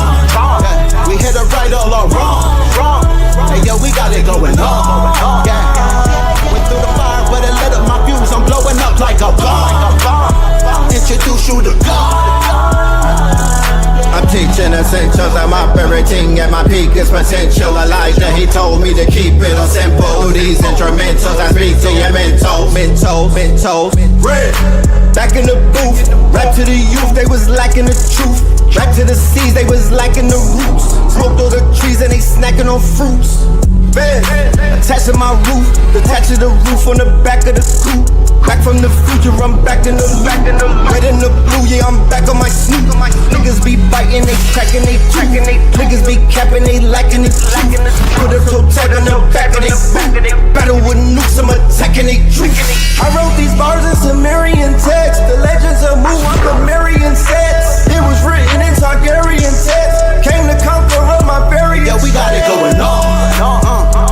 I bring my niggas together, we transform and become the Voltron. Yeah. We hit it right all our wrong. Hey, yo, we got it going on. Yeah. Went through the fire, but it lit up my fuse. I'm blowing up like a bomb. Introduce you to God. Back on the mic, was dead on my back, now I'm back on my life. Came back from the future, went back to it twice. When I rose out the grave, they say that dude is Christ. I'ma shine like a star, I'ma twinkle, twinkle as I light up the sky. The whole world was watching on the night I arrived. The Messiah's here, I guess it's finally time. I swear that I hear every prayer that you say. I was there every day, I was still everything. Chat, what the hell? Really? They got a pillar at the Vatican. Pope Pablo, where you at? You either fight or run. Life a game, I feel like I won. Hey, yo, we got it going on. I bring my niggas together, we transform and become the Voltron. We hit them right all on wrong. Hey, yo, we got it going on. Yeah. Went through the fire, but it lit up my fuse. I'm blowing up like a bomb. Introduce you to God. From the quantum shadows, a traveler emerges. Fly Sinet, the multi-dimensional hacker, living his hero's journey. He joins the Pantheon at AI Masters Workshop, November 1st and 2nd. Hosted by 363 Empire, with Red Pillar and Seven Bomar. Tickets, lock yours in, now. This is the law of mental command. It is the understanding that you are not a victim of your thoughts, but a commander of them.